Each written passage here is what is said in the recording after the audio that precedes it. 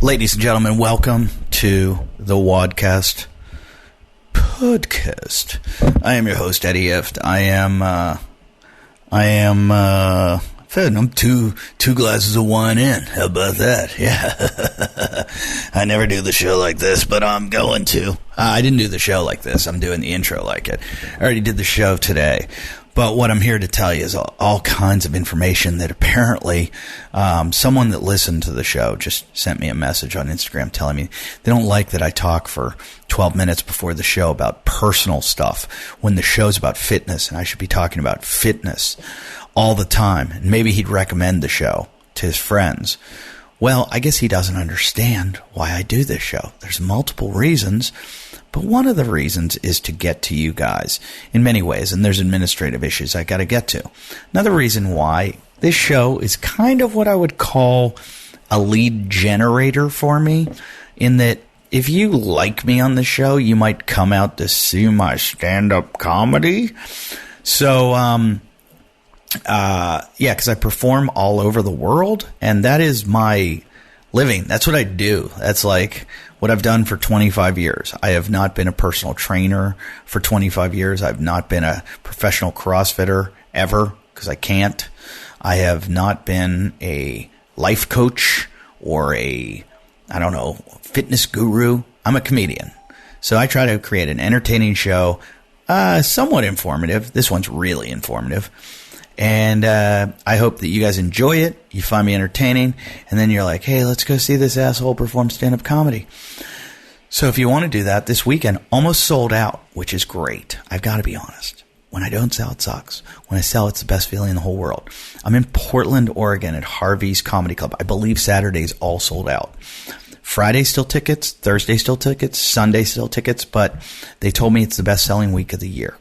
So get your tickets, Harvey's Comedy Club, Portland, Oregon. I'm going up there. I've got all kinds of amazing interviews that I'm going to do during the daytime with some Nike guys. The CrossFitter formerly known as Miranda Oldroyd, who has a new name now. Miranda, I don't know her new last name, but I'm going to interview her. And she's got some interesting shit going on. What else am I doing? I might go skiing at Mount Hood. I'm going to get to see Troy Willis, who is our guy from Myopucks and Leopard Claw, who takes care of us. Oregon is just a CrossFit hotbed, if you know what I mean. So, so that's what I do. So come see me this week, Portland, Oregon, Harvey's Comedy Club. Next week, I'm in Alaska. I'm in Wasilla and Anchorage. All those dates are at eddief.com. Come see me out there. There's a whole bunch of CrossFits there. Please spread the word. Go to your gym. Go, hey, this guy's a CrossFitter. He's coming up here. He does a CrossFit podcast. Let's make like a community effort and go out and see him at a show, because I don't know how those shows are selling, and I don't know how popular I am in Alaska, but I would love for you guys to come out and see me, and I promise it'll be the best show you've ever seen, because it's Alaska. Then the following week, I'm in Lake Norman, North Carolina. That is Lake Norman. It's right outside of Charlotte. That show usually sells out, so you want to get your tickets. And then, you won't see me again until like January. I'm at Sunnyvale, Rooster Teeth Feathers. Then I'm in Lake Tahoe at Harvey's Casino in Lake Tahoe at the Improv. Then I go to Las Vegas to Brad Garrett's Comedy Club.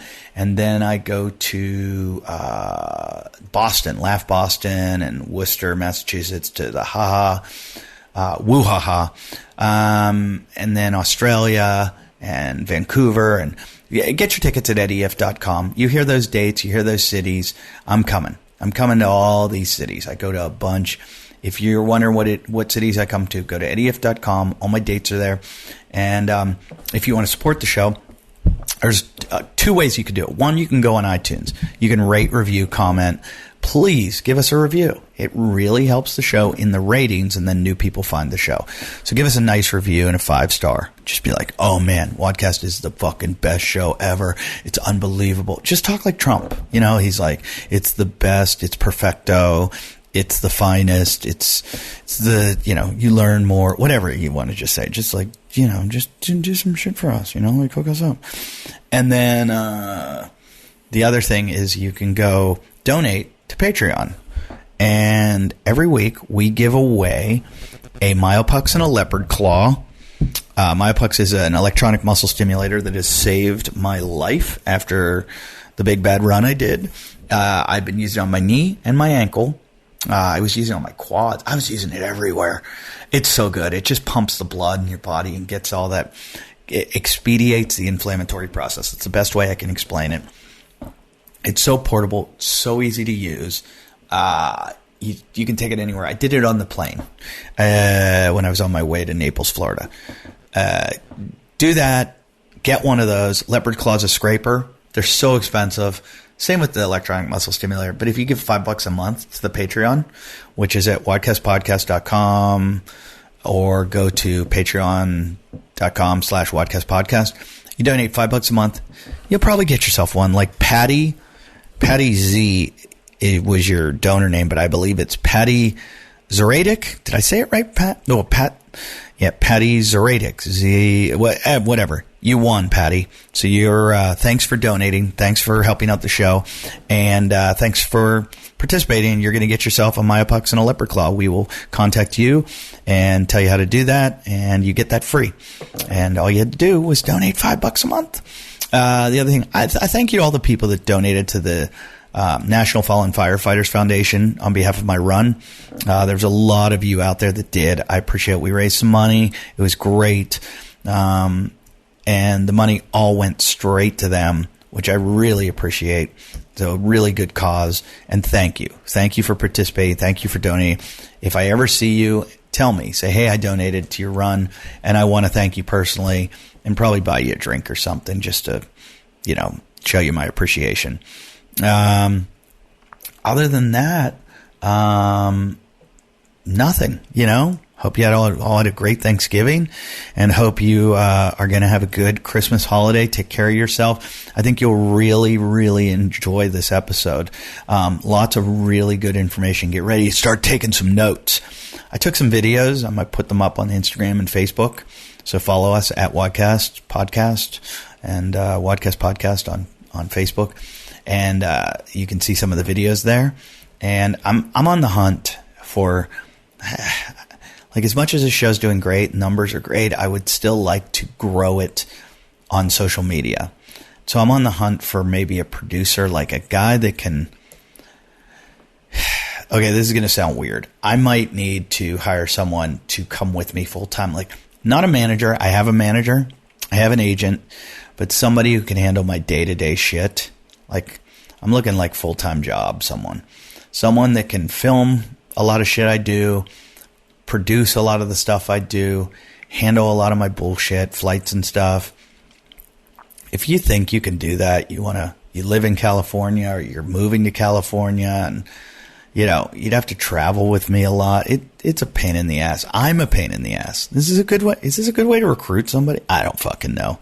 I'd probably find them in some other place. But anyways, I'm going to try to grow the show social media wise and start filming a lot of shit. And so got to find me a millennial.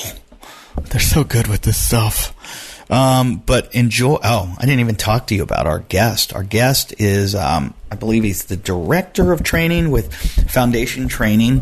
He's everything from a firefighter, former firefighter, CrossFit coach, surfer, jiu-jitsu guy. He does everything. He's a really cool guy. But Foundation Training is something that is very unique, very forward-thinking. It looks like it could be the answer to a lot of your problems. And I found it incredible. It was really, really interesting. And I'm going to start applying it to my training. And I think a lot of you out there are going to really, really get into this. So Jessie Salas is my guest today. And just enjoy what he has to talk about, because it's really, really kind of interesting.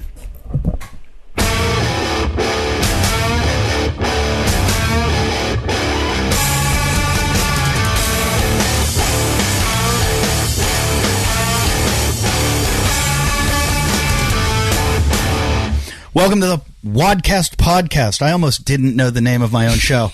I'm Eddie Ift. We're here with Jessie Salas. Now, I'm going to get into this. Jessie Salas of Foundation Training, is that correct? Yes, sir.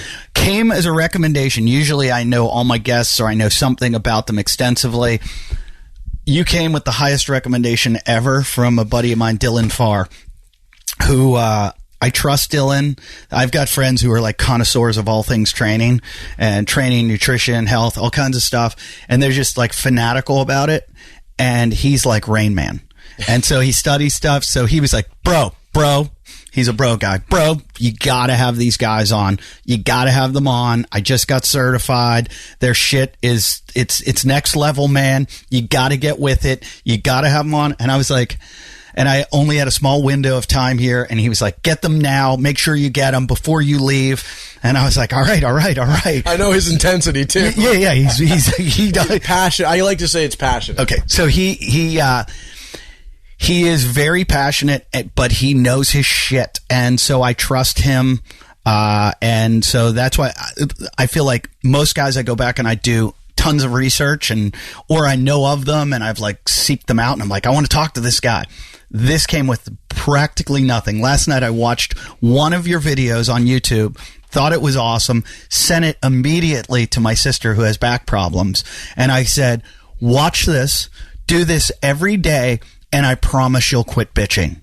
I was like, please stop bitching to me and acting like nothing can fix you. Yeah. And so thanks for coming, Jessie. Thanks for being here. We're on the Bingle bus, by the way. I haven't been on here in a while. Man. No, I appreciate the invite. Yeah, man. I hope I can live up to Dylan's high recommendation without Dr. Goodman at my side. Okay, so I did watch Dr. Goodman in the video. Was the he was kind of the Mike of Move You. Yep. And then he was explaining everything and you were the model. Yes. You were doing all the stuff. So explain to us what Foundation Training is. So Foundation Training is actually Eric's, it was a program he developed to first get himself out of back pain. So he was in chiropractic school, told he needed a double spinal fusion surgery. And, he was the guy that kind of went, you got to even keep it higher. Oh, yeah. So he was the guy that went, I can't go the route of surgery. So he took his knowledge and started exploring what was getting him out of pain. And it has evolved ever since. He started out working with the U.S. men's Olympic water polo team. And from there, it just started to go down that growing pathway. But what I tell everyone is it's a corrective exercise program designed to address the leading causes of chronic pain that are resulting from modern lifestyle. So as we use our modern comforts, we relax in, the body starts collapsing in on itself, and we're teaching you how to really leverage muscles so that you bring them back to effective length, tension, and make space for nerve pathways and really kind of put the body back into its primary support system. And when we tell people at our certification, primary support is the stuff with elasticity, muscles and tendons. But what happens is with lifestyle, we're collapsing in ourselves all day, cell phones, driving my van all day long, running around. Next thing I know, I'm like, I got to do a routine. I showed up at the gym and I could feel off. So 5 minutes of foundation, I'm good to go. But we start collapsing into our secondary support system, which is ligaments and tendons, the stuff without elasticity. Next thing I know, I'm slumping around my back all the time, or I'm wearing my shoulders, my head's shooting forward, and all of these things start creating compression points along the spine. So back pain is the most common thing we see people for. It's why they generally find us. But as we're evolving and the work is evolving, we're getting stories of everything from plantar fasciitis to carpal tunnel going away, the tension headaches going away, people told by multiple doctors they need spine surgery, and from doing the 12-minute video on YouTube 3 times, they're out of pain.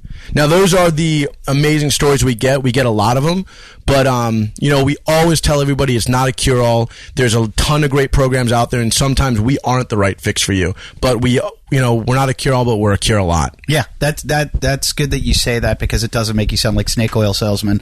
And also, there are so many things out there.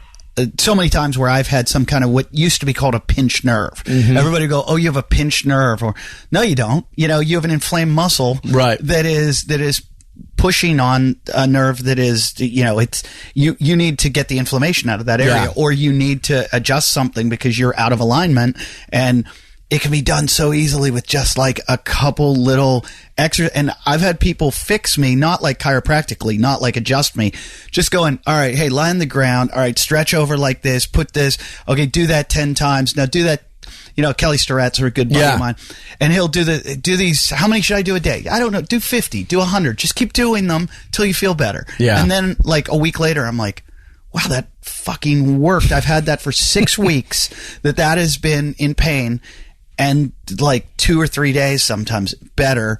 And so when I hear people, they're like, oh, it's been bothering me my whole life and I'm just going to go get surgery. I'm like, have you tried this? Have you tried that? And most people don't want to try the exercise. I'm like, just do the exercises. And it's crazy you say that, because one of the guys I always reference, he's a Brazilian jiu-jitsu teacher in Texas, and he's the guy that was told you need surgery by 3 different doctors, you need to find a new career. And his friend said, try this video. And he told me, I fought it. It's too simple. It's not going to help. And he's tried all these things and he finally did it. And he said, I did it 3 days in a row and my back no longer hurts. And as he says, his mission now is to make foundation training becomes synonymous with jiu-jitsu. So this is the guy that got you into it, or this? This is somebody I met in the journey now of teaching foundation training. He came to our certification, and I'm a lifetime hobbyist in martial arts. I grew up in Taekwondo, but I play in jiu-jitsu, and so when I reached out to him wanting to hear more about his story and get back into jiu-jitsu, I went over and did a couple workshops with him, and stayed with him, and we just kind of discussed his story, which I'm just going, this is insane. And then when he's in Cali, I want to talk to you about the jiu-jitsu thing, but I want to make sure that's back on because I didn't put it on airplane mode. 1 sec. Oh yeah, no worries. Hey, we interrupt this regularly recorded broadcast to bring you. It's time for an ad, but it's a good ad. It's I want to talk about my guns, the ones on my arms. No, I'm going to talk about guns. I don't have any guns, but I'm astute in the gun argument. I've been on not both sides of the argument, but I find it a very interesting, complex, nuanced argument that a lot of times, depending on what echo chamber you're in or what bubble you live in, you only hear one side. And I really think both sides need to be heard, and the rational people in each party need to be heard. And one of the best ways to hear what the people in the gun world feel, not just the people in the gun world, but the gun industry, is there's a podcast called The Gun Industry Speaks. And it's a new podcast from the National Shooting Sports Foundation. Basically guys that have guns because they like to go shoot shit for fun. Sports. They like to hunt. They like to shoot skeet. I've shot skeet before. It's really fun. They like going to gun ranges. There's nothing wrong with this shit. Like, I know there's a lot of people out there that are very anti-gun. Well, I think there need to be a lot of gun laws. I think there needs to be gun safety. I'm not out there, but I don't want to ban the guns. I'm a very moderate person, and I think the most of us are. And there needs to be a discussion about it. And if you want to hear what the gun people are talking about, there's some really intelligent people out there that will talk to you about this stuff. So go to The Gun Industry Speaks, find it on Google. It's the best way. Just Google Gun Industry Speaks podcast. They have current episodes that include discussions on the universal background checks and the industry's work to improve the background check system, trends in gun crime data, what's being done to keep guns out of the hands of criminals, and what the industry's doing to address issues like suicide prevention, and proposed bans on certain kinds of firearms. So there's a lot of conversations about the NSSF's Project Child Safe initiative, which for 20 years has been promoting responsible firearm storage and providing millions of free gun locks to help prevent firearm accidents involving young children. You have keys to your car, you should have keys to your guns. It's that simple. Some way to keep your guns locked, that they're out of the hands of children so we don't hear these horrible stories. Things like that. They're doing stuff like that. And that's why don't listen to the radicals on the left or the right. Listen to the moderate people, which have common sense. And this is one of those people or people. So go to NSSFR. I always mess this up. NSSFrealsolutions.org/podcasts. That's NSSF real. Oh, fuck, I'm fucking this up.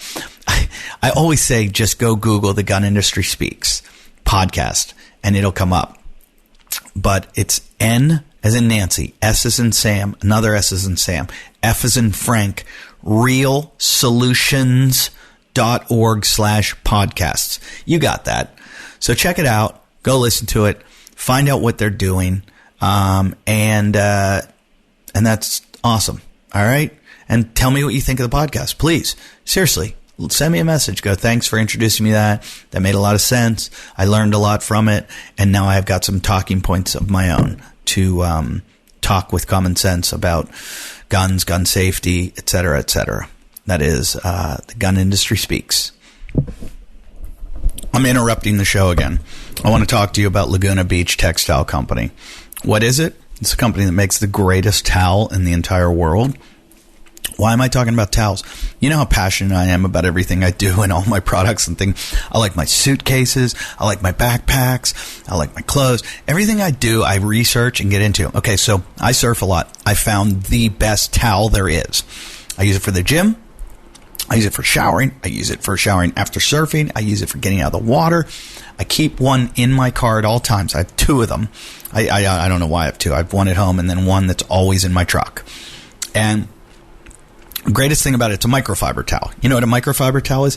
It's that really soft, thin, you fold it up. It takes up no space. So you can put it in your backpack, wherever you put it, and it dries really quickly.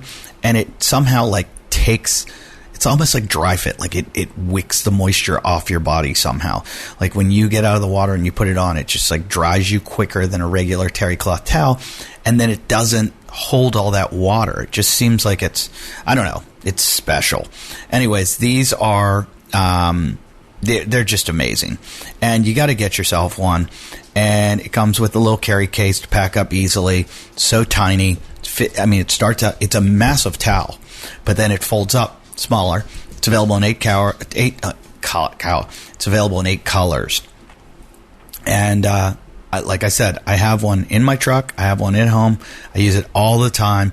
And they only use the highest quality fabrics. So you can trust that all their products are consistently of the highest quality. It'll last forever. I think I've had the one in my truck for 3 years now. And I've never needed another towel. It looks like the day I bought it. And I can't speak highly enough about this product, and I mean that sincerely.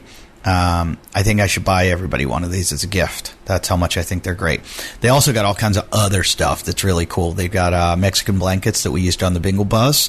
They got yoga mats, or yoga mat towels that you put over your yoga mat, so you don't have somebody's creepy yoga mat and getting their sweat and gross stuff all over you. So you want to get one?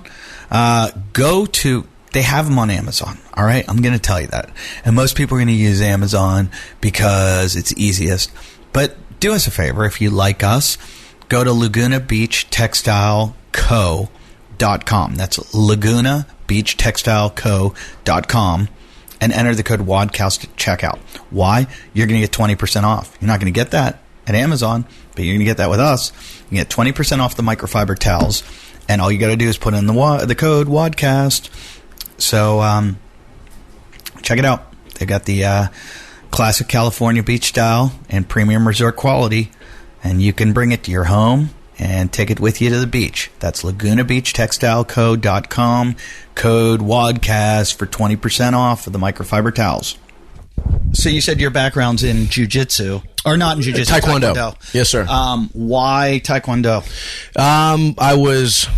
I have a twin brother and an older sister, and my dad was, he was that generation where Taekwondo was, I think, the jiu-jitsu of their generation. Sure, yeah, and he started us in it from the time we could walk, and we did Taekwondo up until 12, and then they put us in tennis, and then from tennis, we hit that age of 16 and my brother and I rebelled. I got into surfing. My brother surfed for a while, but him and I would just always spar. And we were the guys that were where'd you grow up? Bradenton, Florida. Oh, wow. So south of Tampa. Yeah, just south of Tampa. It's tons of surfing hotbed. Bro, and that's what I tell people is there's I go to Hawaii now and I train with this surf coach, Kahea Hart, who I met through our community. Again, another guy mitigating injuries from a lifetime of professional surfing pipeline. And I go over there and I'm forever humbled. And when I'm watching 12-year-olds running out to surf stuff that I'm like, Kahea, stay by my side. Yeah, freaks me out. It's next level. Those guys are warriors, and it also, though, at 36, almost 37, I still have a drive to aspire to what are my limits, and hopefully I can keep finding them and have the right mentors and coaches. I was surfing at Turtle Bay one time, just outside the hotel, because I was doing a show at the hotel, and there's a little break at Turtle Bay. It's a fun little break, just you can be by the pool, and the wife and kids can sit there while you surf. And I'm out there, and it gets up to 4-6 foot faces. Yeah, and it's a better longboard wave, but it's still whatever. And there's a guy out there with like a big board, and he's got 2 kids, and they must have been.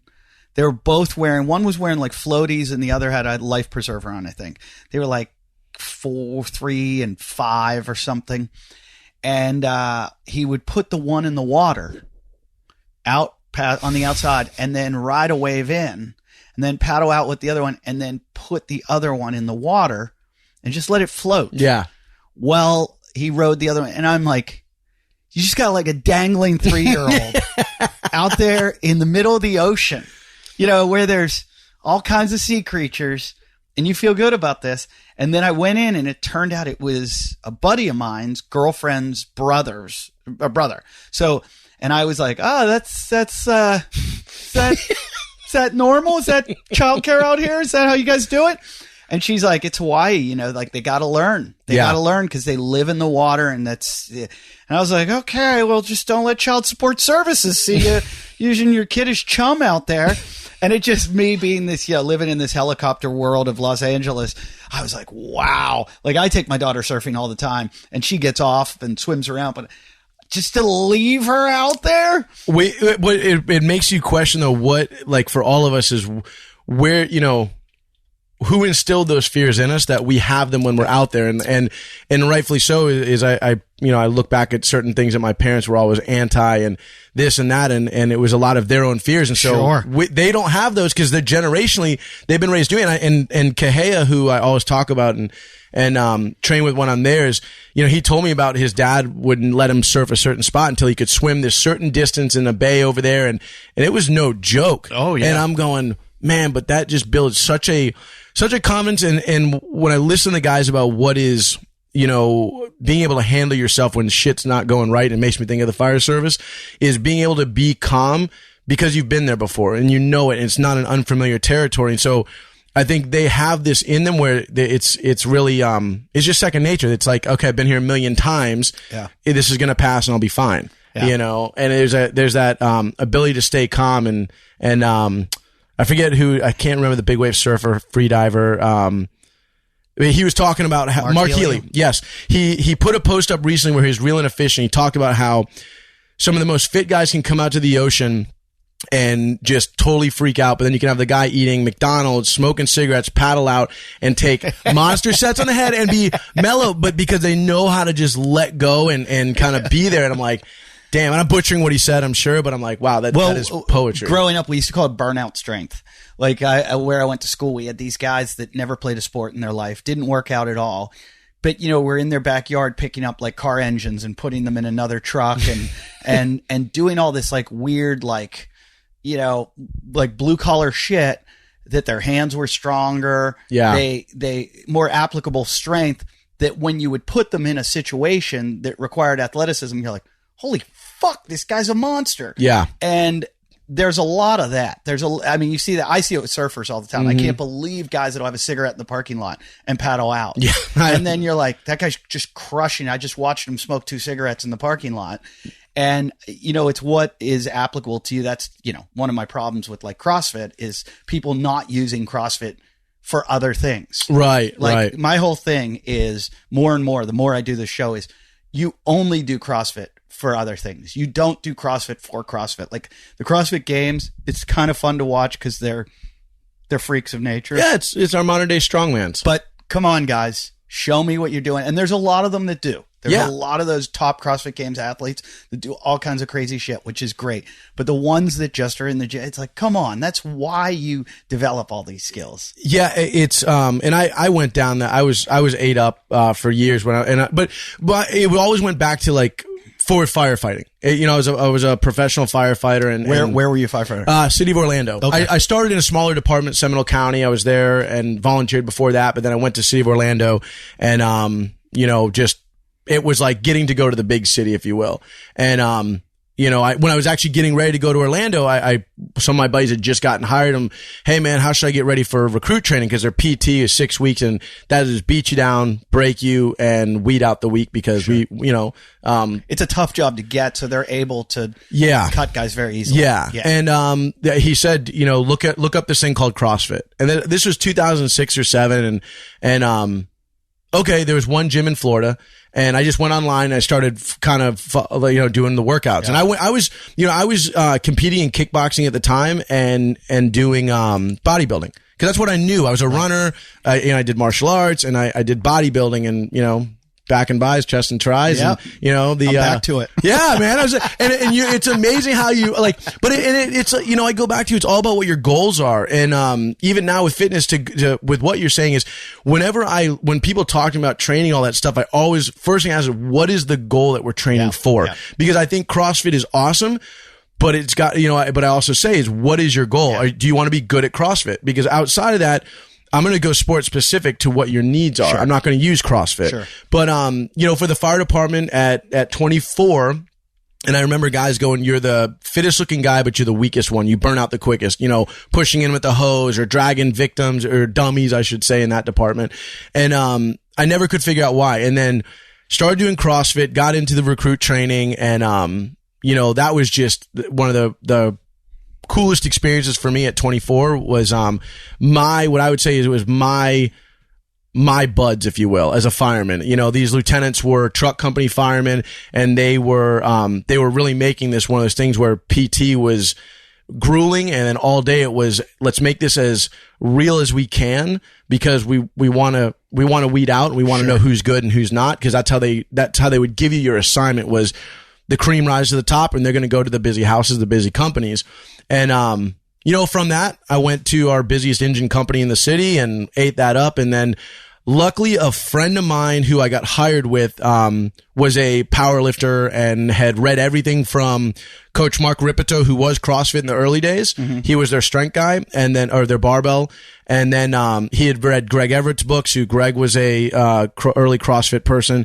And then he was also a huge, fan of Pavel Satsulin. So, Strong First Kettlebells. Sure. And, he actually stopped doing CrossFit for a while. If you want to be good at CrossFit, get really good at low bar back, basically Mark Ripito's starting strength program. Back squat, deadlift, overhead press, bench day, power clean, weighted pull-ups, weighted dips. And we would do like a 5-minute cardio circuit at the end. Where that took me in 6 months of committed 3 days a week, we were eating, training, doing everything. And I got amazing, like fire department wise, suddenly had this strength that I'd never, overnight, it was like I was doing shit that I'm like, holy, like this is crazy. Yeah. But then in the water, I was more like a rock, and I wasn't making the connection, and I went nuts with it. We trained super hard, always kept it natural, but it was dedicated training, surfing here and there. And then I went on a surf trip, and it was the first one I'd done in probably 8 or 9 months of training. And that was the first time I was in Nicaragua, and I'd been there a bunch already, but I got caught inside, and I had no cardio. Yep. I had no motor. On the fire ground, it was great because it required less effort to force a window, to force a door, to drag a hose. Like I could get the work done. It required less effort because I was stronger. But in the water, that didn't carry over. Nope. So it was a hard learning experience, but it also drove me, and CrossFit drove me to then, well, there's only one gym in the area. I'm not just going to go learn from them. I'm just going to go take the course, which turned into, well, I'm just going to go take another course. And then, I got my CrossFit level 1. I got my CrossFit kettlebell, my CrossFit Olympic lifting. Then I did USA Olympic weightlifting. And then I became a starting strength coach. And it was for the sheer, I want to learn how to do it right. I had no intent of ever coaching. And then, let me interrupt you for a second, please. Because I'm hearing this, and I hear this from a lot of coaches, and that's a huge investment. Like, you're spending, thousands of dollars on these certifications. Was it, and when people go hire a trainer, they're so naive. They don't know in the beginning usually, and they don't know what kind of trainer they're hiring. Like, I know, Sure. when I go to a guy, I know what they have, and I know who to listen to and who to respect. But did you feel like all those certifications were paying off monetarily? So I took my dad's advice, which was, there's no better investment than in yourself. And it was just I'm going to go learn from the source. And I took it in my mind when I was this age, the way to be a better fireman was to optimize my health, optimize my fitness. Right. And, when we were training on the job, I saw a difference. And and so if it had a carryover, then it was justifiable to me. And it was just more, it was just, I was ate up with it. I enjoyed it, the fascination of learning from these guys, and then being challenged to, like, what I loved about starting strength was I was challenged on the spot that you had to perform as a coach. It wasn't just, hey, you showed up, you got your cert. I really appreciated Coach Ripito and their standard that they had, and their standard's only gone up. It is a very strict course, but it was a desire to learn from the sources. I would read the materials, go learn from them, and then next thing I knew, the fire department was asking me, like, more guys knew that I had this background, and I was coaching friends on the side, and then that turned into, hey, will you help us with the wellness program? And I lived with a guy that ran a CrossFit gym, so I just started coaching his gym part-time, but he was a great mentor in that he had a very strict standard of how he wanted things done. So I kind of started understudying just because, I'm learning by helping you. And then next thing I knew, I was teaching CrossFit classes and using all these things I had learned. And so I'm the anal type where I'd have my books out the night. Okay, I have to teach a push press tomorrow. Well, what are the common mistakes? What's the common fix? And I was using Greg Everett's Olympic lifting book, which has an amazing area to go to. Back in the day, I didn't know what other resource to pull from. And so I was always trying to find it. And then I got obsessed with being able to fix the lifter, being able to help them find the more efficient bar path. And that's Ripito's thing, is bar path is everything. Just like Olympic weightlifting, if your bar path is perfect, you're going to move better weight. You're going to make the lift because efficiency is the game. You have to have strength, but if you're off by an inch and you're going for a maximal lift, you're not going to make it unless you can overcome that. So I was obsessed with it, and then it just became this part-time hobby. And then I'm coaching at the fire department, and next thing I knew, I was having guys go, they knew me as a knuckle dragon fireman on the tailboard that just wanted to train with them. And then they started, well, why don't you teach fire department stuff with us? And so then it just went down a whole nother road that I never would have expected, because I entertained the idea of taking a coaching course, what I'd say is that is what led me to where I am now with foundation training. Are you still are you still a firefighter? No, okay. I started traveling a lot more with Doc Goodman. So I went to his course. I had an MCL tear doing jiu-jitsu. I walked away from CrossFit because I went and did I finally, at 30 years old, I went and did a CrossFit competition. I'm going to finally do one. There was the I Am Now Games in Fort Lauderdale, all in the 2000s. I remember a lot of the guys, everyone was always like, you saw the guys coming out of nowhere that were winning the games, and we used to joke in the firehouse, like, oh, I remember when I was going to be go to the Olympic game or the CrossFit games. It was an ongoing joke. Yeah, but we always talk about the evolution of CrossFit. You start CrossFit, you get crushed in the beginning, then you start learning a little bit, but you're using all improper form and cheating reps and everything. Then you start to think you're amazing. Then, like, about 5 weeks in, you're like, I think I'm going to the games. Yeah. Then you start working out 2 to 3 times a day. Then about 6 months later, you can't get out of bed because you're so sore. And then for the next 3 years, you're trying to fix all those movement patterns that created all those bad habits. Yeah, and that's where I would say I was really blessed to have just good mentors around me, because they were, you know, they really put in my head. You know, I seldom did workouts at the CrossFit gym. Yeah. You know, guys would always be mad at me that I wouldn't WOD with them, but I was always pretty much either following a powerlifting program or an Olympic weightlifting program, because those were the most fascinating. And I remember reading an article somewhere that if you could navigate your way around a barbell in the snatch and the clean and jerk, that it would carry over to, you know, wall balls and thrusters. And in my mind, I'm going, okay, well, it really does come to efficient movement, efficient bar path. And, you know, that side of it. So I would do my Olympic lifting program and just do like, you know, an EMOM of 5 randoms. I always looked at all the stuff in CrossFit. Those are skills. I need to keep up my skills, but I can have my strength up. And then when I decided I was going to do that competition, I'm like, okay, 16 weeks out, I'll transition off that and just go full on conditioning and see if my strength, how far it takes me. And, you know, I wound up, I was very surprised. I made the podium. I got 3rd place. Oh, awesome. And yeah, it was really cool. And of course, then I'm really like, oh man, no, time to go. I'm really going to go hard. And, you know, and, I started pushing it really hard. I think at the time I was doing, Outlaw Way. I don't know if you remember them. The volume. Yeah. Oh, and I know what put me practically in a wheelchair. So yeah. And, that it was crazy, because then I does that even exist anymore? I don't know. I'm curious, because they were always like, oh, we have all this. I thought I dislocated my hips doing Outlaw. Like something that I had never felt before in all my training in my whole life. I was like, when I started doing it, everybody at the gym was like, a buddy of mine who coached, what's her name? Who podiumed this year? Amanda, what's her name? Thorstall? No, the chick from Ohio. I couldn't tell. Really talented girl. Really, really talented. Can't remember her name right now, but my buddy Mitch trained her, and this was years ago, and he saw me do a little competition at his gym, and he was like, he knew I liked it a lot, and he's like, you want to get really good? Try this Outlaw stuff. So I started doing it before anyone was doing it. Mm-hmm. And then my whole gym got into it.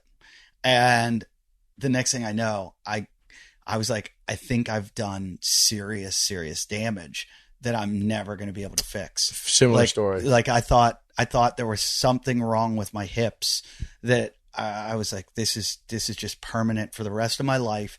And I fucked up. I went too far. And so I just ran away from that. And I'm like, I'm never doing that shit ever again. Did when you laid off, did that hip thing start to go away? Yeah, or it took a while though. Kelly Sturrock came into your life? Somebody fixed me, but a lot of the guys who I knew that were very smart in CrossFit, coaches at the time, were like, what are you doing? Stop doing that. I mean, I had a lot of good mentors in the beginning. I just didn't listen to anybody. Well, I'd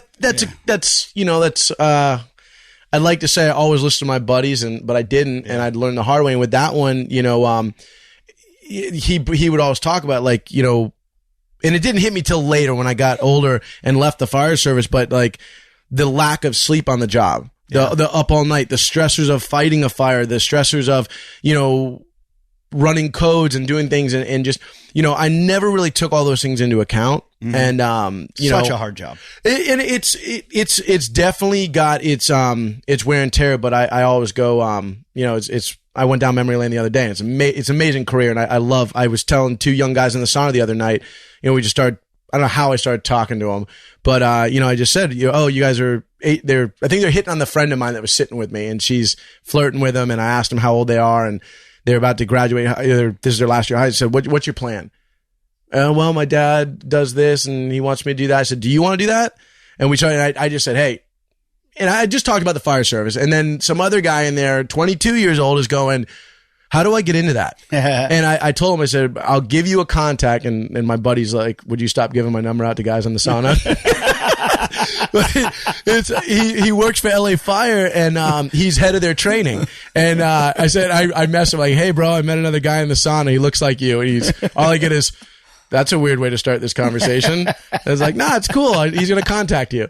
But, you know, it's an amazing career. But what I found was doing the Outlaw Way and the up all nights and the beat downs was, you know, I started having, you know, I was hitting amazing numbers. I will say, like, I was, for me, at my body weight and my size, you know, hitting double front squats at 315 as a hobbyist. And I was very stoked on that. You know, what do you weigh? At the time, I was weighing 178. Yeah. Now I think I weigh 165. Okay. We're about the same. Yeah. And I generally, my program today is like, I maybe barbell once a week, if that, and I swing a kettlebell mostly, and you know, swim and do all that. But what I started having happen was, you know, the clean and jerks and the snatches. I was hitting crisp. I was very prideful in that. I wasn't chasing my barbell around the gym. Like, you know, I had hit a 305 clean and jerk, and I was hitting a 265 snatch. So my mind is like, oh, hell yeah. And then next thing, I started having a little bit of deep internal hip pain. And I was kind of like, it'll go away. Yeah. And it was as if my body was trying to let me know, because then I had, the first time in my life, an exertional headache. And I didn't know what it was at the time, but I felt this sudden, like someone stood behind me with a sledgehammer and started pounding me right back here. I've had it. Have you? Yes. And yeah. I had it in a couple times early on in CrossFit where I was like, that can't be good. Like that. I think I thought I did something like burst a blood vessel in my brain or something. I thought I was stroking. Yeah. Because I ran strokes at the fire department. Like, oh my God, is this what a stroke feels like? Yeah. And I was like, did I just, like, by, like, you know, coming out of like a deep squat or something, did I just burst a blood vessel in my, like, did I just do something that's, because CrossFit started going into this world of like, you were doing things with your body you had never done before and reaching points. There were points early on where I never do this to myself now, but I would push so hard in a workout that I would be lying on the ground, not able to get my breath back. And I'm like, is it coming? Am I going to get back? Like, this feels like I can't stop breathing this heavy, or a Fran cough or something that, you know, in the middle of the night, you still have it, which, you know, when you have that. Oh yeah. Oh yeah. So I used to get those fears every once in a while. Like, are we pushing it too hard in this endeavor to try to find elite level fitness? Are we doing things that aren't great for our bodies, that are, you know, if you're coughing because of a workout you did something too much. Like, you can't tell me that's a good thing. I just did this big long run a couple of weeks ago with a whole bunch of guys over this mountain, and long run. And one of the guys running with us had a Fran cough. And he had it the whole fucking time. And great guy, one of the only few guys to finish. But when I was running with him, I was like, I got to get the fuck away from this guy. Yeah, because it was starting to get in my head. Because I just hear like every 5 minutes. Oh, okay. So every 5 minutes, he'd be like, not even 5 minutes, like every 20 seconds. Yeah. And I'm just losing my mind. I'm like, dude, I can't hang around, go ahead of me or go behind me. I can't hear you. And so I said to him, well, we're running. I'm like, what's up with the cough, dude? And I'm like, and he's like, oh, this and that. And I said, have you been to a doctor? He's like, I've seen everyone. And I was like, oh, and he goes, every once in a while I'll read something and I'll be like, oh, I think they found something. And he's like, it never goes away. And I was like, oh my God. And I was like, please tell me you didn't get that from Fran. And he's like, no, he was more of like a Spartan racer type guy. He's like, just came on once. And I was like, oh, that's the fucking worst thing I've ever heard in my life. Like, it's just like a constant nasal drip or something. Yeah. Yeah. But literally every 20 or 30 seconds. It's like the guy that slurps his coffee in your ear. Oh, he was Chinese water torture. Like, yeah. Drip.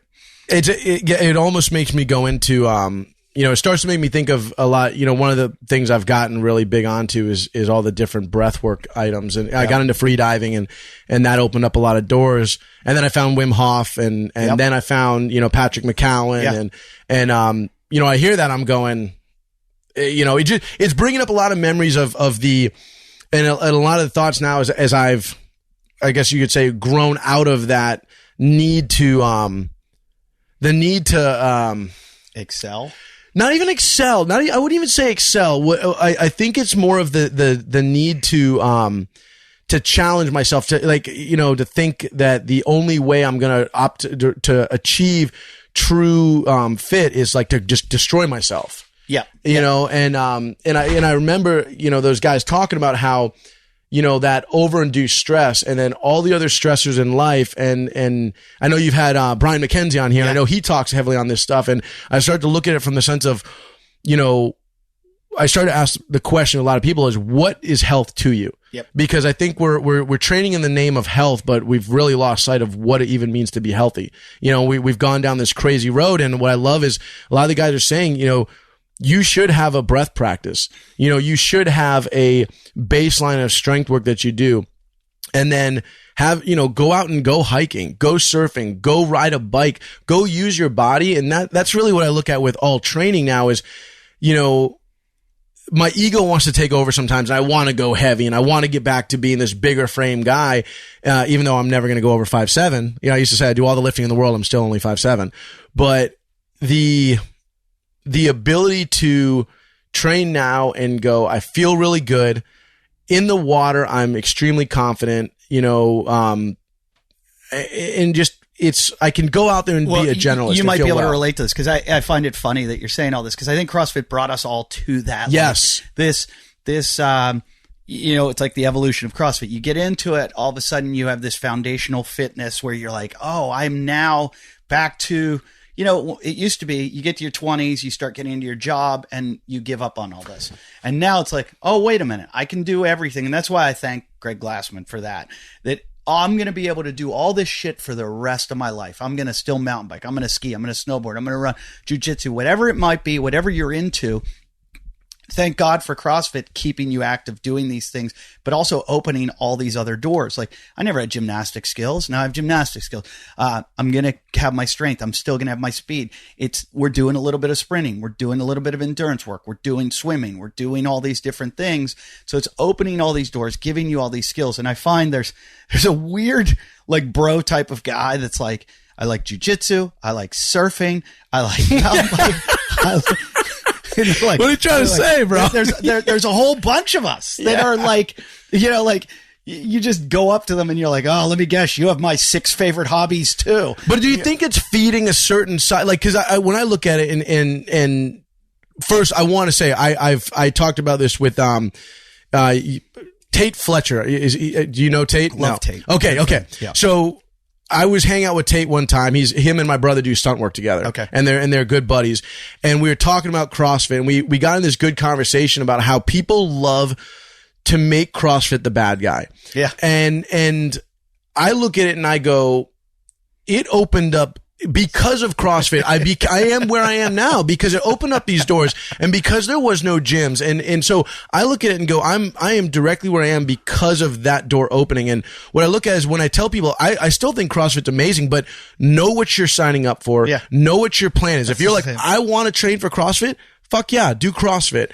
If your goal is to, you know, to be to be really good in the water or to be good at jujitsu, then I'm going to say, well, you know, there's coaches that you can work with specifically for that, you know, and that my mind shifts for those things specifically. But, you know, I think people love to bag on it, but with those 6 hobbies, I think of the book Natural Born Heroes. Have you read that one? Mm-mm. Okay. McDougall is the author. Kelly Starrett does the forward on it. Okay. Really cool. But it's just really, it raises a lot of questions about, you know, us as humans and what we're capable of and what we were kind of, you know, kind of our fitness as a whole and the evolution of fitness from what it was in the 1900s to what it was in you know, to the bodybuilding era and how the image of the big chest and all that stuff was based on a comic book, on what the comic book character image looked like. And then we went down that road. If you look at gyms and fitness in the early 1900s, it looked like a gym, like a gymnastics place, crazy high bars and all this stuff. And like, think of the circus almost. And so I read this book and it really made me think about the whole idea of being outdoors and being able to locomote. And I trained one summer with a friend down in San Diego that is Ido Portal practitioner. Yeah. She's big in the Ido Portal method. And that's an amazing practice. It's awesome. And I went to a couple of their events, or a couple of their training weeks and camps, and I really enjoyed it. But it was one of those, like, I went, cool, But then I started to ask the question, well, what are we doing this for? Like, what is the goal? And, you know, and cause I knew mine, like I want to be really good at surfing and I want to be as good as I can be. And I want to promote my surfing, promote my health, be in some form of martial arts. Cause to me, it's like, there's my hobby and passion. It's keeping me fit. Here's my self-defense, because at the end of the day, there's not a single animal out there that doesn't know how to defend itself. So I feel like martial art is our way to kind of self-defend, but also, you know, play into that warrior side of us. And that's why I talk about Natural Born Heroes, is they talk about these innate inner things in all of us. And so when I hear that, I go, you know, I just think there's most guys and even women have this warrior in them that wants to be looked after. And there's this, you know, part of us that wants to be in nature. And we have these, you know, I used to say, Jack London's Call of the Wild, the draw back to nature. And we can't explain it, but it's in all of us. You know, we just feel better when we're in these places. Sure. You know, and there's a number of reasons. Negative ions. Oh yeah. There's so many reasons why you should be outside. And humans keep gravitating towards cities and building and building and building. And the government says, create an economy, grow an economy. Grow an economy just makes more people, more pollution, more population, more problems. When it's like, we had all the solutions. Go fucking live outside. Go play in the mountains. The things that make you the happiest are out there. And if you just discovered that, it's so simple. It's like, stop what you're doing and regress. Go back to being a child. Like I tell my daughter all the time, I'm like, outside. Get out of the house. I remember that from my parents. Get out of the house right now. And she'll go, Dad, I want to watch something on TV. And I'm like, no, absolutely not. She's like, but I'm like, let's go outside. We're going to do so. We'll find something to do out there. And you just see the healthier, happier person.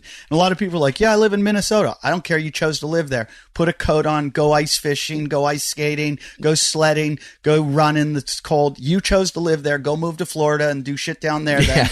Like, I don't want to hear it. Like, get outside. Stop this generation of like kids, and not just millennials, but younger and younger and younger. Every generation after millennials. I'm so fucking sick of them. And I don't blame them. I blame, like, CrossFit came at a perfect time. It came at a time during the internet, and people were able to find each other and source information and be able to cross-pollinate basically with their ideas and go, hey, I learned this. You should learn this. Hey, I learned this. Hey, we got this from jiu-jitsu. Hey, we got this from sprinting. Hey, we got this from gymnastics. And you start to go, geez, it would take me years to acquire all this information prior to the internet. I'm getting in like 5 days. I've got everything I need to be this. I'm making myself into a superhero. But then you've got those people like you, me, all the people we know in this whole world that I've got a whole new friendship circle of these people all over, from Hawaii to England to, you know, Ireland, Australia, that are like, hey, you know, I'm into what you do, and all this. Yeah. It's almost like this brotherhood. Then you've got this whole other thing of these people that just go, I'm going to sit at home. I'm going to have food delivered. I'm going to play video games. I'm going to be on a headset talking to my friend while I do it. And I'm not leaving the house. And I can't figure out why. And I don't know why I'm on antidepressants. I don't know why my body hurts. And I don't know why my life sucks. And I'm like, I do. I can tell you exactly why your life sucks. And it's so funny to how some people will argue and fight that. But I you know, and I always tell people, like, I don't have it all figured out, and I'm Nobody you know does. I'm the first to say, you know, and I talk about how we should do things. I make all the mistakes, but you know, I look at that stuff and I go, it trips me out. And when I see the little kids in the coffee shops, because that's usually where I go to do my work early morning, and you know, and I see these kids, you know, crying because they can't have the iPad, crying, and then the parent just gives it to them to make up for it. And I talked about this one time on social media. I made a post, you know, to my 4,500 fans, and I had people like, you know, get mad at me. And I said, how, you know, and I said, I told them, there's very few times, like, whatever, I'm not on the internet to argue. And I just said to a couple of them, there's very few times that I'll sit here and go, you're not changing my mind, whatever. I'm not open to hear it. Yeah. I told them, I said, there's absolutely nothing you can say that's going to make me think or have an excuse or a reason why that's okay. And I'm sorry to say that. And somebody's hearing this going, you don't have kids, you don't know. I think I'll draw the line on that, like sugar and screens. You're never going to convince me that they're healthy and are going to make people. But I mean, screens, yes, there's a lot of good information in the computer. I totally agree with that. You're listening to this through your computer probably right now. There is tons of good stuff, but there's a time and place. And to have that total addiction, that dopamine release of constantly. I just heard Chloe Andino, I think he's number 2 in the world right now, surfer. They were interviewing him the other day for Stab Magazine, and they asked him, and this is a guy who is so popular on Instagram. Right. They said, what is something like you don't like? They're talking about his likes and dislikes. And he started going into Instagram, and he was like, it just depresses me. And I was like, wait, you're Chloe Andino. Everybody's watching you on Instagram. And he said, and this is what everybody needs to know. He said, I get on there, and he goes, all I do is get jealous. And I'm like, but you're on top of the world right now. He goes, I'll be like surfing like 3-foot waves that day, and I'll go on Instagram and I'll see guys getting shacked under like 8-foot lips, and they're just surfing much better waves and all it does. And he goes, and then I'll find out I've just wasted the whole day on there. And he goes, it just makes me sad. And he's like, I feel like it's a trap. And I'm like, it is. It is. It's and everybody will always say you have to use it for your business. And I know I have to. And I keep thinking I'm going to figure out a way to not have to use it. It's like I have to, and I know that. And everyone from my agent to my manager to everyone I talk to, my wife, you got to do more. You got to do more. You got to be on social media. It's where everything's at. That's how everyone's successful right now. It's where it all is. And I'm like, I just want to figure out a way. My goal, when you talk about what your goal, my goal is to figure out how to be successful completely absent of all of that. It's really hard because then you listen to Gary Vee go, if you're not using all those platforms, you are becoming irrelevant. And because I'm the same way with you. It is, I despise it.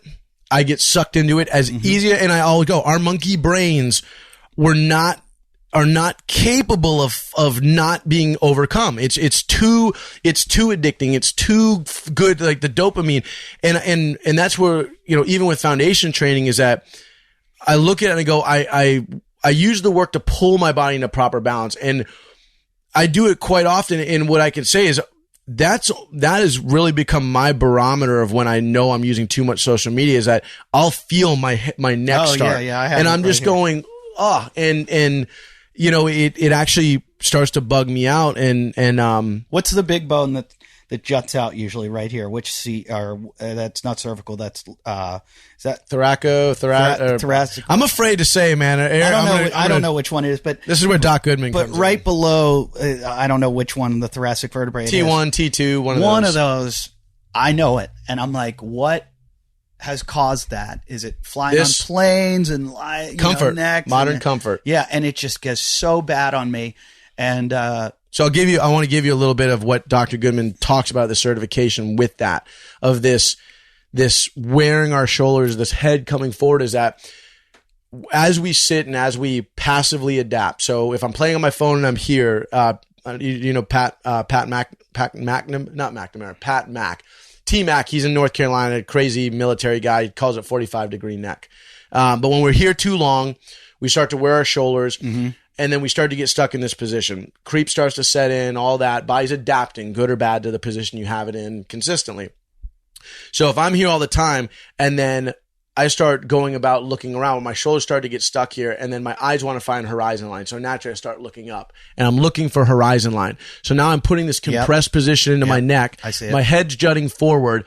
Now I'm wearing my shoulders, so I'm actually collapsing on my lungs. So now my lungs are not fully expanding like I want them to. I'm wearing my shoulders, and this is why I get it with a lot of jiu-jitsu guys, is I start having these shoulder pains, even surfers, because now my shoulders are stuck here. I can't leverage my lats like I'm supposed to. So I'm pulling from my traps, from my smaller muscles, and now I'm starting to wear them where I'm kind of stuck in internal rotation. And so this becomes the pattern, and next thing I know, I'm having carpal tunnel syndrome. I'm having thoracic outlet syndrome. That's not just me. I would say that's 95% of the public now. I look at everybody with internally rotated shoulders, and I'm like, oh my God, we're a society. They're going to show the evolution of humans, and we are going to have evolved into this creature someday where we've got our shoulders. And what's crazy, bro, is that we go to Google, and we did some stuff at Google. We did some stuff at Facebook, and they are, they're all having back pain. Then we go to LA County Fire, and we're working with LA County Fire right now. No surprise, firemen have back pain. Yeah. It's the biggest. I don't know that still, but it's historically been the number one injury in the fire service. And my old department was a very common reason why guys had to retire early. And so, is it compression? What is it? What I look at, so what I go to, it's a handful of things. What I look at is, my first thing comes up is, okay, why are these two jobs completely opposite and they're both having back pain? And that's where I first go, modern lifestyle. Mm-hmm. So if I'm sitting all day long and I'm rounding my shoulders, go a little bit further down the chain, my pelvis tucks under me. Your legs naturally start to go into external rotation to make space for your upper body, your axial skeleton. When you're saying your legs are going in external rotation, the toes turn out. Yep. Okay. And so when my toes turn out, my pelvis is allowed to tuck under me. So what causes the toes to turn out?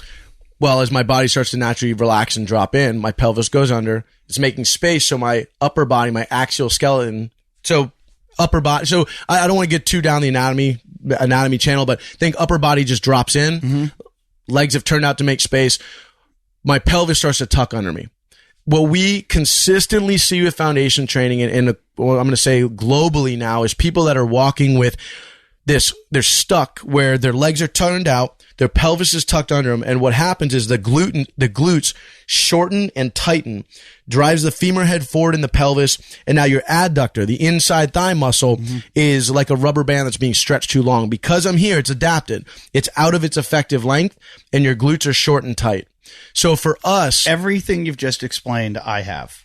Yeah, and I'm going to tell you this right now. Everything you have is so easily changed and so fast, and this is what pulled me into foundation training. And I tell people is that, again, there's a million great programs out there, and I've been through so many things. I've played with FMS. I've gone to all the different things, and I came to foundation for an MCL tear. I didn't have a back injury at the time. I had an MCL tear, and learning to recruit different stabilizer muscles. Again, getting back to primary support systems. Well, because of all my lifting, all my snatching, all my clean and jerk, all my deadlifting, my lateral chains, the outside muscles were super dominant.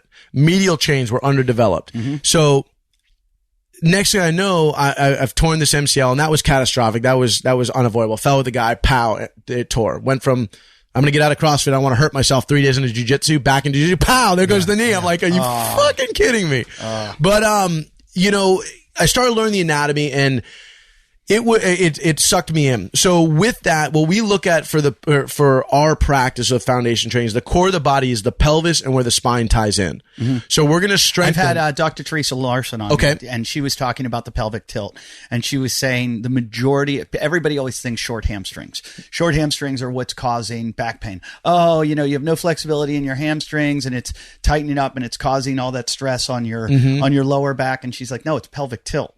She's like, people's pelvises are tilting the wrong way. Sure. And that's what's causing a lot of that arch in the back to correct it. So what I go with a lot, what I consistently see now, and we get people that come to our course to be trainers. They come to our course because the work has been helping them and they want to go all in. Like everything you can think of, they come. We get a ton of firemen now.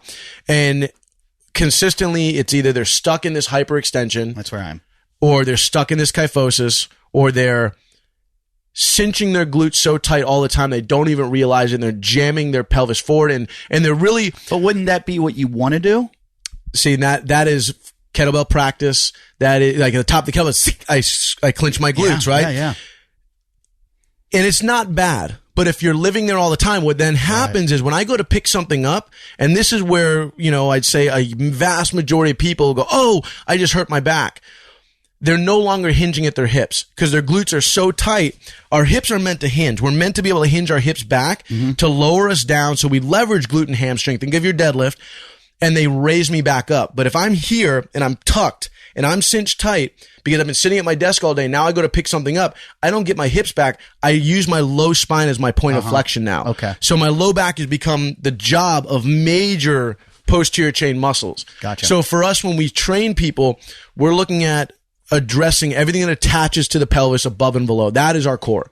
In our foundation training textbook, Eric's books from, his first one, Foundation, to True to Form, he talked about this heavily, is we're looking big time at core of the body, hamstrings, adductors, iliacus. there's a whole bunch more. And when we do the course, he goes down that road heavily. He's the anatomy guy. I'm the jock trainer coach. But somehow I made this transition from performance into chronic pain, and it just, it became my new form of Olympic lifting. Like I just got fascinated with finding the breakdown, finding the pattern to fix it. And it's amazing how many people are all like the same thing over and over and over. Well, it's sad. And they say one of the best ways to feel good is service to others. Yeah, and when you're doing something like that, because I know how I am, I just know a little bit about everything. And people say to me, "Oh, I'm having indigestion." I'm like, "Have you tried apple cider vinegar?" Oh, what about, I love helping people. That's why I like doing this show. I bring on people like you that can help people, and all these little things that I can throw at them. Well, back pain being something that so many people are experiencing so much, and it's just so much lifestyle oriented and so much stuff that you can just go, you need to just do this and this and this. So it's got to be great, because people are coming to you and relieve them. Yeah. It's been, I never, and this is the other thing I go into is that, I don't say these things because I'm trying to sell foundation training. I say it because I never thought I would ever not be a firefighter. I never thought in a million years I would leave early. I was on our special operations unit. I taught every self-rescue to, all the highest level stuff. And I had this calling, and, I started teaching on the team. I started traveling with Eric, and then next thing I know, I was learning with the team, and then I started teaching on the team, and then he asked me to come in and head up a first responder initiative, and it pulled me away. And it ultimately, I saw the ability to reach. For me, in my initial was the ability to reach the fire service globally instead of locally.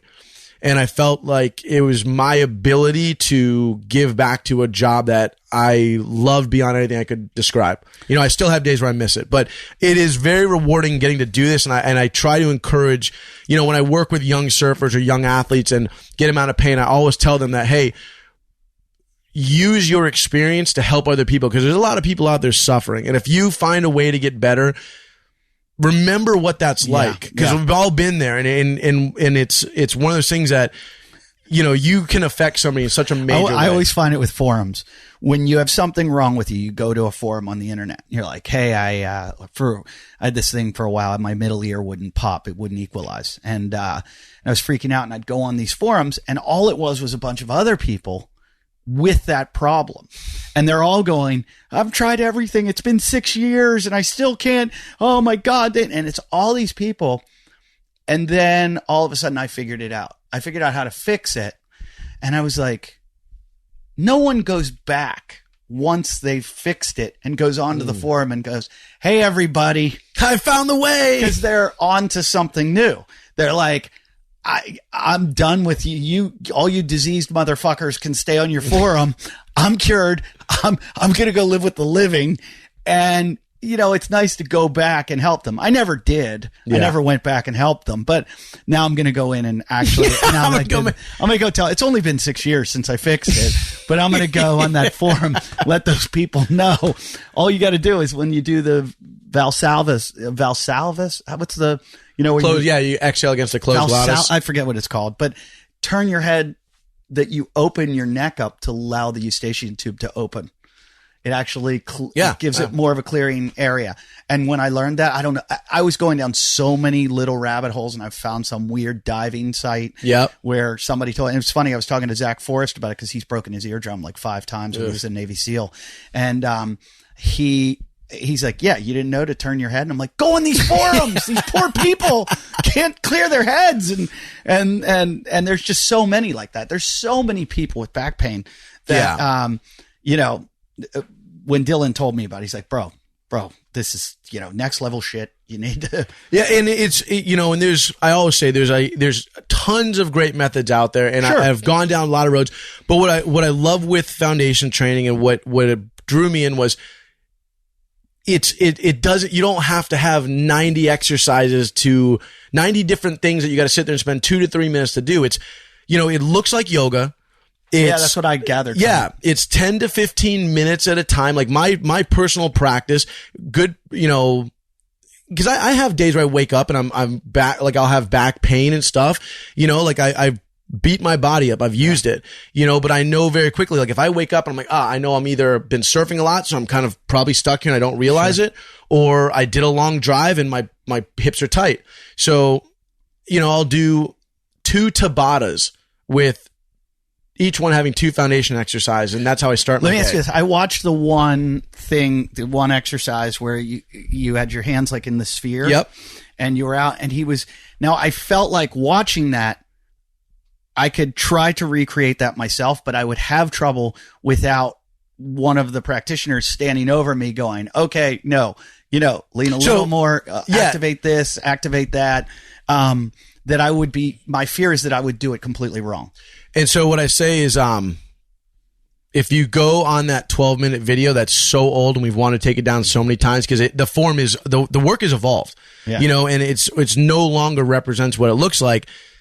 There's 4 million, I think like 4 million views, but the thousands of people that have gotten out of pain doing it wrong, by our standard, they're doing the work wrong, but they're getting better. Now, I'm not going to say there hasn't been people that are like, oh, it made my back worse, but that's where we go. Find an instructor, find a teacher. We've built this streaming platform so that people can go online and learn the work step by step. And we put it together really, like my idea is with the mindset of the fireman or the person that doesn't have a lot of time in the day. Before we go any further, how do they find this? Stream.foundationtraining.com. Stream.foundationtraining.com. Yes. Okay. And there's the baseline program, and it's $15 a month, or I think it's $150 for the year if you pay for the year. But there's a baseline program, but you have access to anything that's ever been done in foundation training. We've started now where every month there's a workout that goes up, your monthly workout. And I'm like, hey, so if you go to a yoga class, it's $20. Yeah. Here's your monthly workout. But then you have our portfolios of programs, and we're constantly updating. And my whole goal is that with the baseline program, this is what I tell anybody I work with. Pay for 2 months and do the baseline program. If you're like, I don't need it anymore, awesome. The goal is that you can internalize this enough through repetition. Drop your Hulu or drop your Disney Plus or whatever you have and get this because it's going to make you a lot happier. Yeah. And just take 15, 20 minutes. And most days it's 15 to 20 minutes, but then you're learning and it's building off of itself with the idea that when you're done with that baseline program, you can go in and do any workout. Because we have workouts, 30-minute classes, 20-minute classes, they're all online. But when I'm traveling, when I have a layover, because I travel a lot, I'm finding a corner and I'm going to be the weird guy. And I open it up and I'd follow along because I can take myself through it, but I love when I can just disconnect and follow somebody else and be coached. Because the cueing, that's what it's all about to me, the cueing. Sure. But the doing right or wrong, I say, is if you're going, my back is bad, then find an instructor. We got the ability. If you go to foundationtraining.com, you can search find an instructor. We've had people come to the certification with major long-term back injuries getting better. But if you're a CrossFit coach, of all people, you should go get this training because at least have one of you in your gym that knows how to do this, because you fix your clients, you're going to keep them in the gym. When people get hurt, they quit CrossFit all the time. And that's because they get hurt because they did something dumb. It wasn't your fault. You weren't a bad coach. They did something dumb sometimes, but you can bring them back to the gym. People are always like, oh, yeah, these people, they get hurt and they don't ever want to come back. Well, fucking fix them.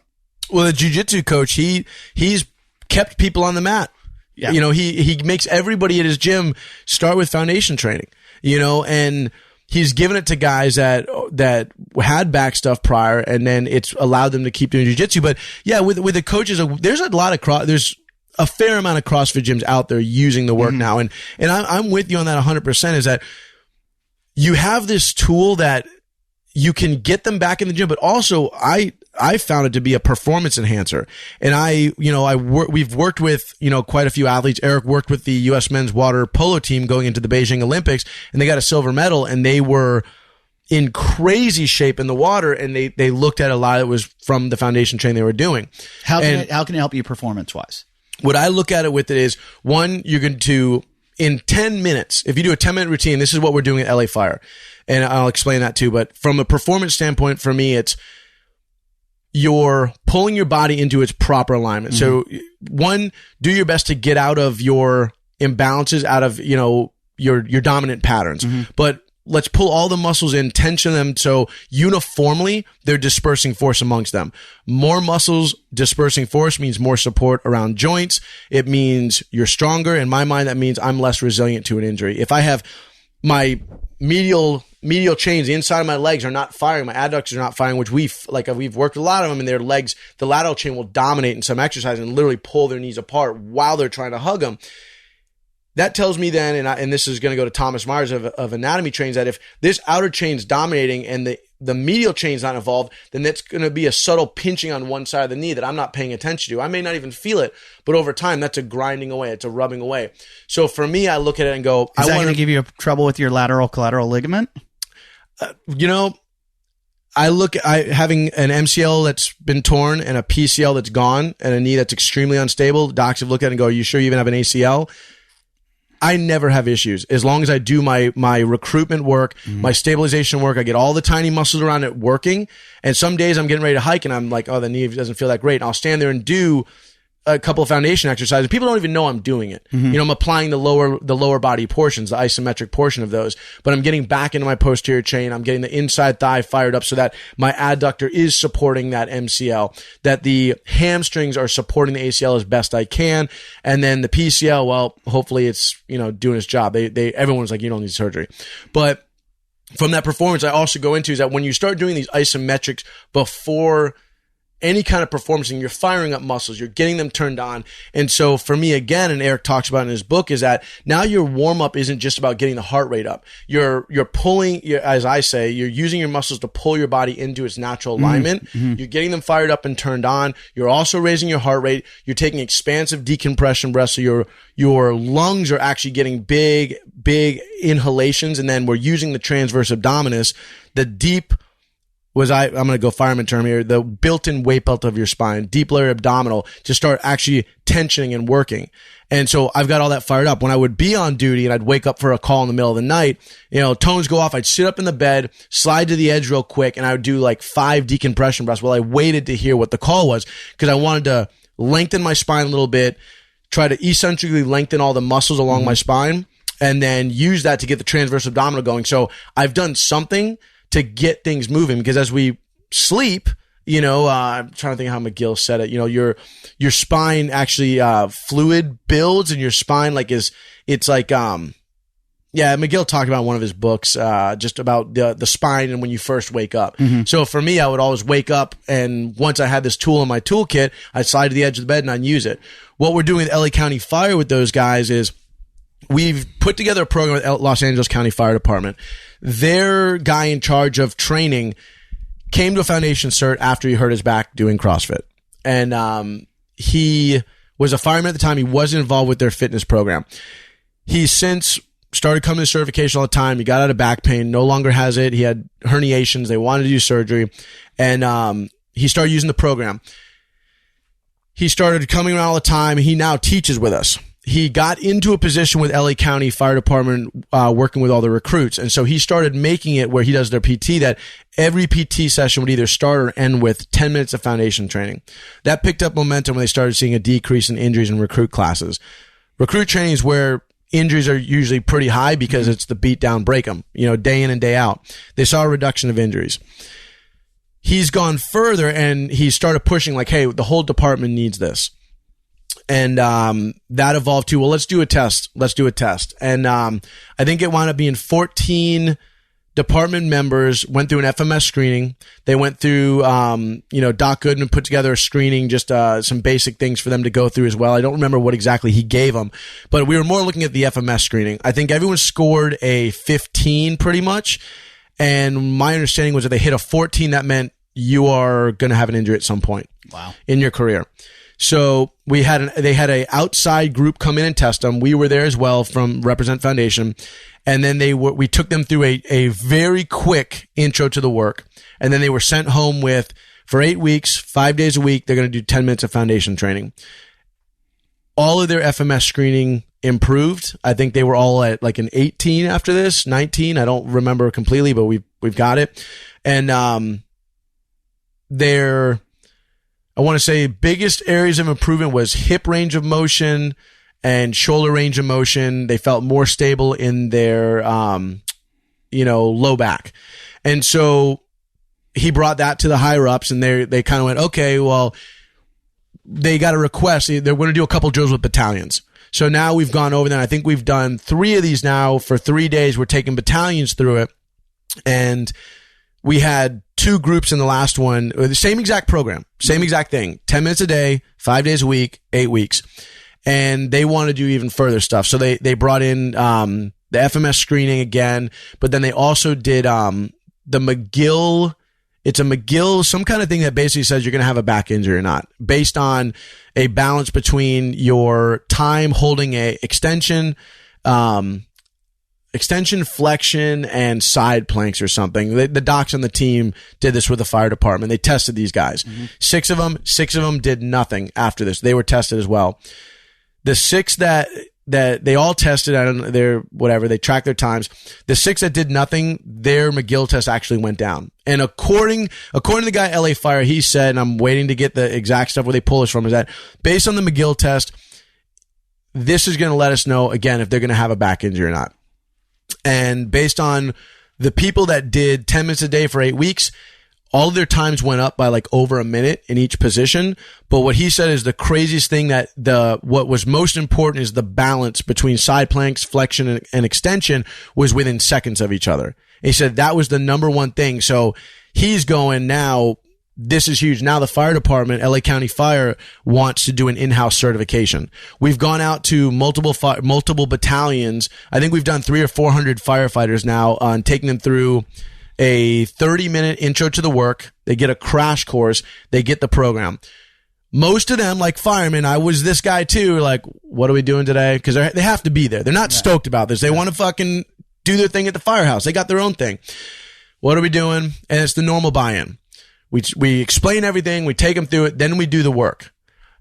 I'd say 90, maybe 5 guys out of the 300 at the end of this were like, so where do I find this on the portal? How do I do this? So, and the question comes, can I do this as my warm-up? We're like, fuck yeah. Do it as your warm-up. And they're like, oh yeah, man, I feel this fired up. I feel this fired. The weightlifters going, yeah. The number of guys that are injured working on the job is crazy. And let me ask you why. Because is it the gear they're carrying? It's the job. It's a combination of everything. And it's because there comes a point on calls where sometimes you've got to get, you're going to put yourself in a fucked up position because you have to be there to, like I was on an extrication unit, and sometimes, we pry the door, we do this, we do that, we take the roof off. And then when it came to getting the victim out of the car, and they're dead weight, sometimes you had to take this screwed up angle, and we'd all be, and so, I always was especially when I was Olympic weightlifting, I was always the guy, like, let me get in there. And, egos and all that stuff. I'd hey bro, let me switch spots with me real quick. Like, right. Just to, I didn't want we looked after each other. I get it. And that's been always my argument against CrossFit is like, you're lifting a bar off the ground with a proper handhold, and, you've got your hooked grip, and you're, putting it above, and you've got your shoes on. But in your life, you're not going to have that. And that's why I was, from day one, my argument of the CrossFit Games and everything is give them a refrigerator and say, get this refrigerator around a track in 400 meters as fast as you can. Show me that fitness. Show me that they're picking up weird objects. They're moving them as many times as possible. Like I always loved when they'd sandbag into a wheelbarrow, go across, climb the fence, get to the top. To me, that's what the fitness is, because when you're in those firefighter type situations, like you're saying, you've got the roof off, you can't lean there because the window will go through your spleen. Mm-hmm. So you got to use one hand and grab, and all the strains on 2 fingers.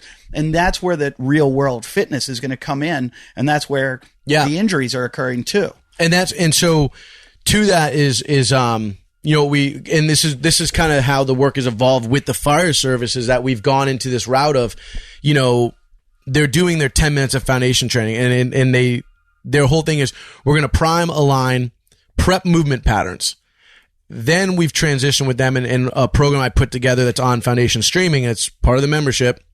It was really we had an overwhelming group of people going, what do I do now that I'm out of a back injury? I want to know what to do next. I don't know what's right. And so we Doc Goodman and I sat down, and we put together a program where it evolves foundation training to your basic strength training. And I agree with you. The barbell is not real world. But what I look at from an injury standpoint or the fireman is that there's certain principles that need to be in play in lifting. And so I need to be able to hinge at my hips and leverage posterior chain. I need to know how to breathe and brace my abdominal. I need to know how to leverage my lats. You know, when I pull the bar into my body, I'm swimming the bar against me, I'm tensioning my lats. When I pull my shoulders down away from my ears and I imagine a sheet of paper in my armpit, I'm tensioning my lats right now. And so what we've put together, especially for the fire services transition for them, is the strength program. They're learning foundation, and this is their tool of, hey, if you have an injury or your things are feeling off, focus on your foundation training. You're feeling good, focus on your foundation training. Prime your body, balance it, align it, prep the pattern. Now, here's the strength program that you're going to go into. We're doing a lot of kettlebell work with them. Kettlebell swing is a beautiful tool for teaching the body how to hinge at the hips, deliver the bell when you swing. And this is the difference between, I'd say, when I took my CrossFit kettlebell course versus my Strong First kettlebell course, is that when you deliver the kettlebell and it's at chest level, is that split second it's in front of you is I'm clenching my glutes, I'm driving through my heels, my quads are engaged, everything from my neck down is contracting, and I'm contracting my abdominal, I'm bracing. Why that's important is I'm teaching my body to deliver force all at once. So they talk about this in Strong First, that the boxers relax and he can deliver his punch. All of his body connects and delivers the punch. Same thing with a one-arm push-up. It's all about the breath, tensioning the entire body so you can do a one-arm, one-leg push-up. If there's a leakage of power, you're not going to pull it off. So to me, those are skills that are very important for the fireman, as well as the guy with back pain going, what do I do next? It doesn't just seem like firemen. It seems like, I'm looking at like professional athletes. I'm looking at military. And we're working with the military. Could expand, especially the military. But this could expand into all of that, because for injury prevention or injury relief, and you're talking about guys in all aspects. Like I just keep thinking like NFL. With all the asymmetries and everything that are going on, and what causes, you constantly hear about ACL. And my, where my head goes, ACL, because I just worked with my brother with a torn ACL. Kahea tore his ACL last year, is, right away. And this is Coach Ripito. If you go into his book, Starting Strength, is how do we support the ACL? We need to develop extremely strong hamstrings. That is the support for when you're squatting. Is, are you doing a high bar squat, Olympic style? Well, if you're doing that, then your knees are driving forward, where if you're doing a low bar squat, your hips are reaching way behind you. As you go down, that there's more of an the chest is more angled towards the ground. Think of raw powerlifters. And now you're leveraging glutes, hamstrings, abductors, adductors, and then the quads. So it's a very different squat, and that's where I go. If I'm working with 95% of society, and my brother right now is, okay, he came up to the cert. He injured his ACL doing a stunt for a movie, and we immediately, 3 days, you're in the foundation cert. I want you doing nothing but isometrics, strength and everything. As soon as that was done, we did a few more days of work, and then we got him right into barbell. Because now I'm going, okay, well, we want to start strengthening your hamstrings so that we're supporting it.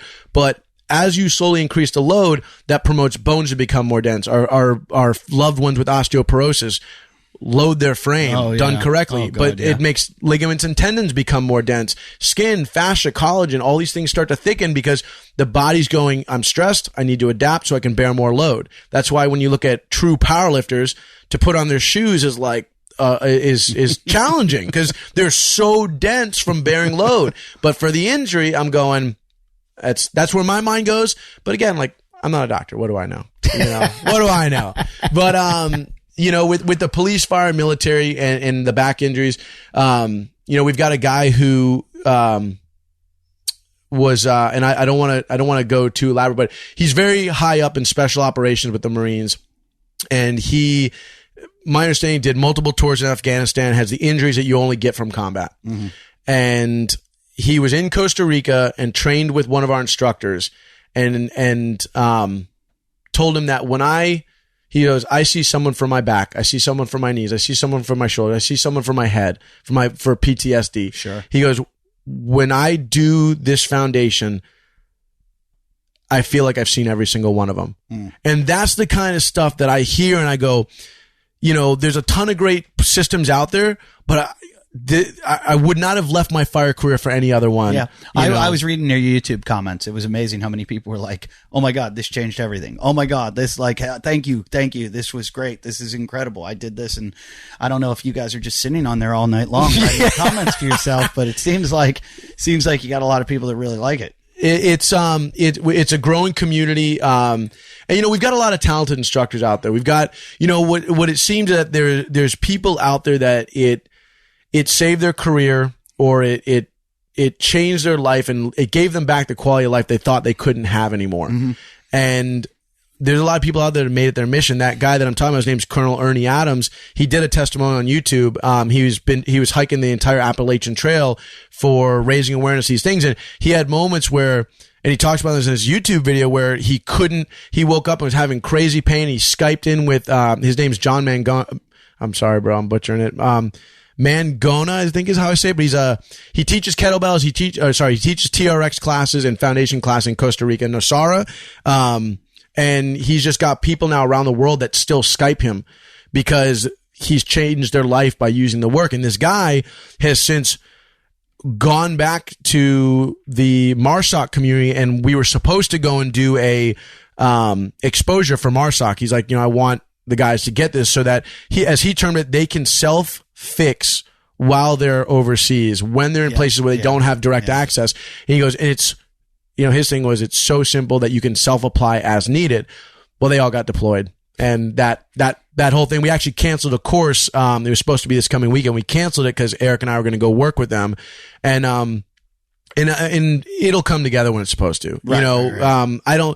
My understanding now is, there's a guy who runs a nonprofit called Warrior Wellness Solutions, and he's a foundation instructor, but he's another guy. He'd be a good one for you. He's gone down a million courses over the years. He's a Marine and a jiu-jitsu practitioner, and he started this nonprofit. And he's the guy that really doesn't give a shit about people knowing who he is. All he cares about is looking after, as I'd say, his brothers in arms. Yeah. And so he's done a ton of courses, and he's like, I use foundation with everybody. And now I guess, as it turns out, somehow the Green Berets have contacted him, and he's keeping us in the loop as how we can assist him. I mean, there have been so many people that have talked to me, when they know that I'm into this kind of stuff, they're always like, oh, my back. And the easiest thing to do, which is great, is to start going to yoga. Yeah. Just go to yoga. It's going to, you're going to do, and CrossFit, we use all those yoga moves in all our warm-ups and everything, which is great. Cause it was funny when I first went to yoga, I'd been doing CrossFit for years, went to yoga, and I was like, oh, I know all this shit. I didn't realize I know yoga from doing just warm-ups in CrossFit, but all of those movements have a different, they have a purpose. Yes. And it's not just this like culty weird, like, no, namaste, kind of like, hey, you're doing a pigeon pose for a reason. Yeah. You're doing a downward dog for a reason. And all these different poses put you in these different positions that open you up or strengthen some stabilizer or something that's good for you. But did you see the documentary with Bikram? I have not seen, but I actually did Bikram yoga for a while, and I hurt myself doing Bikram yoga. How'd you hurt yourself doing? Because go deeper, way down, all the way down, fully down. You pushed it. I pushed it, and I didn't have anything. It went away in like 3 or 4 days, but my neck, I was just like, oh God. And what I say to you, I still practice yoga, and I love yoga. But what I look at with yoga is that yoga, in some degrees, is almost becoming like what happened to CrossFit, in that people are looking as the bad guy, because it has become a lot of people's form of corrective exercise. Oh, you got this going on? We'll go to yoga. Mm-hmm. And yoga has fixed many people. I will not take that away from yoga. But I've also, we get a lot of yoga instructors, and we get a lot of yoga practitioners that come to our course because they're having chronic pain. And what I say is, because they're pushing too far, that our society is started to seek hypermobility as a fitness goal. I was just going to say, hypermobility is not a good thing. And then if you read a lot of the work from docs out there that focus on the spine, is that we need stability in our body. Oh, sure. One of my first things when I became a personal trainer was like, test somebody's flexibility. If they're too flexible, pull back on the stretching and try to build some strength to tighten those muscles up, because those loose muscles are going to cause joint problems and ligament damage. And, you can definitely be too flexible. Yeah. And so when we were teaching the fire department, Evan always, his name's Evan Halquist, our guy with LA Fire.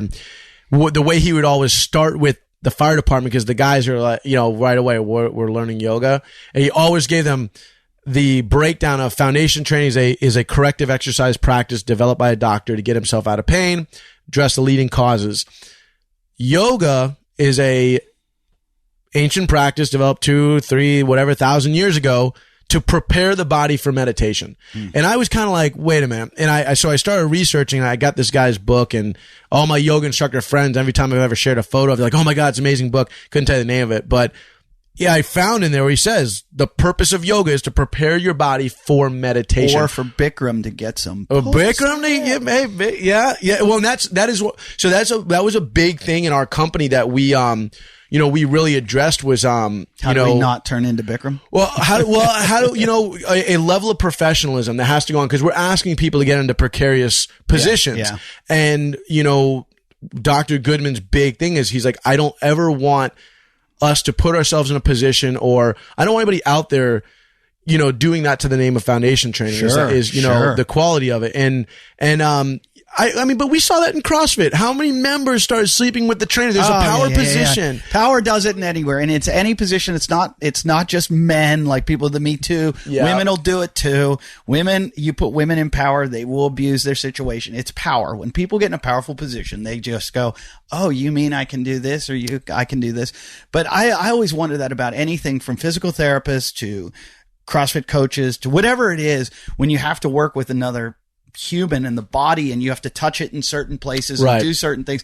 Today I was getting my eyes checked, and my eye doctor was like looking in my eye, and he was so close to me, and I was like, for a second I was like, what if he tries to like make out with me right now? Like how am I gonna handle this? This is fucking weird. Like, he's so close to me, and I'm like, he has to do this every day to every one of his people, and he's so comfortable. He's having a conversation with me while he's doing it. I'm like, I'm glad you're comfortable. I'm not. Why didn't you just say, all right, I'm going to get really close to you right now, and it's really weird, and my face is going to be the closest. You're going to be closer to a man's lips than you've ever been in your life, and just go with it, Eddie. But you think that you would and that's the crazy thing, and we actually we explain, we do a whole piece in our course to explain that, and Dr. Goodman says it because our company's evolved and people aren't with us anymore because these discussions, they wouldn't respect that other people's boundaries were not their boundaries.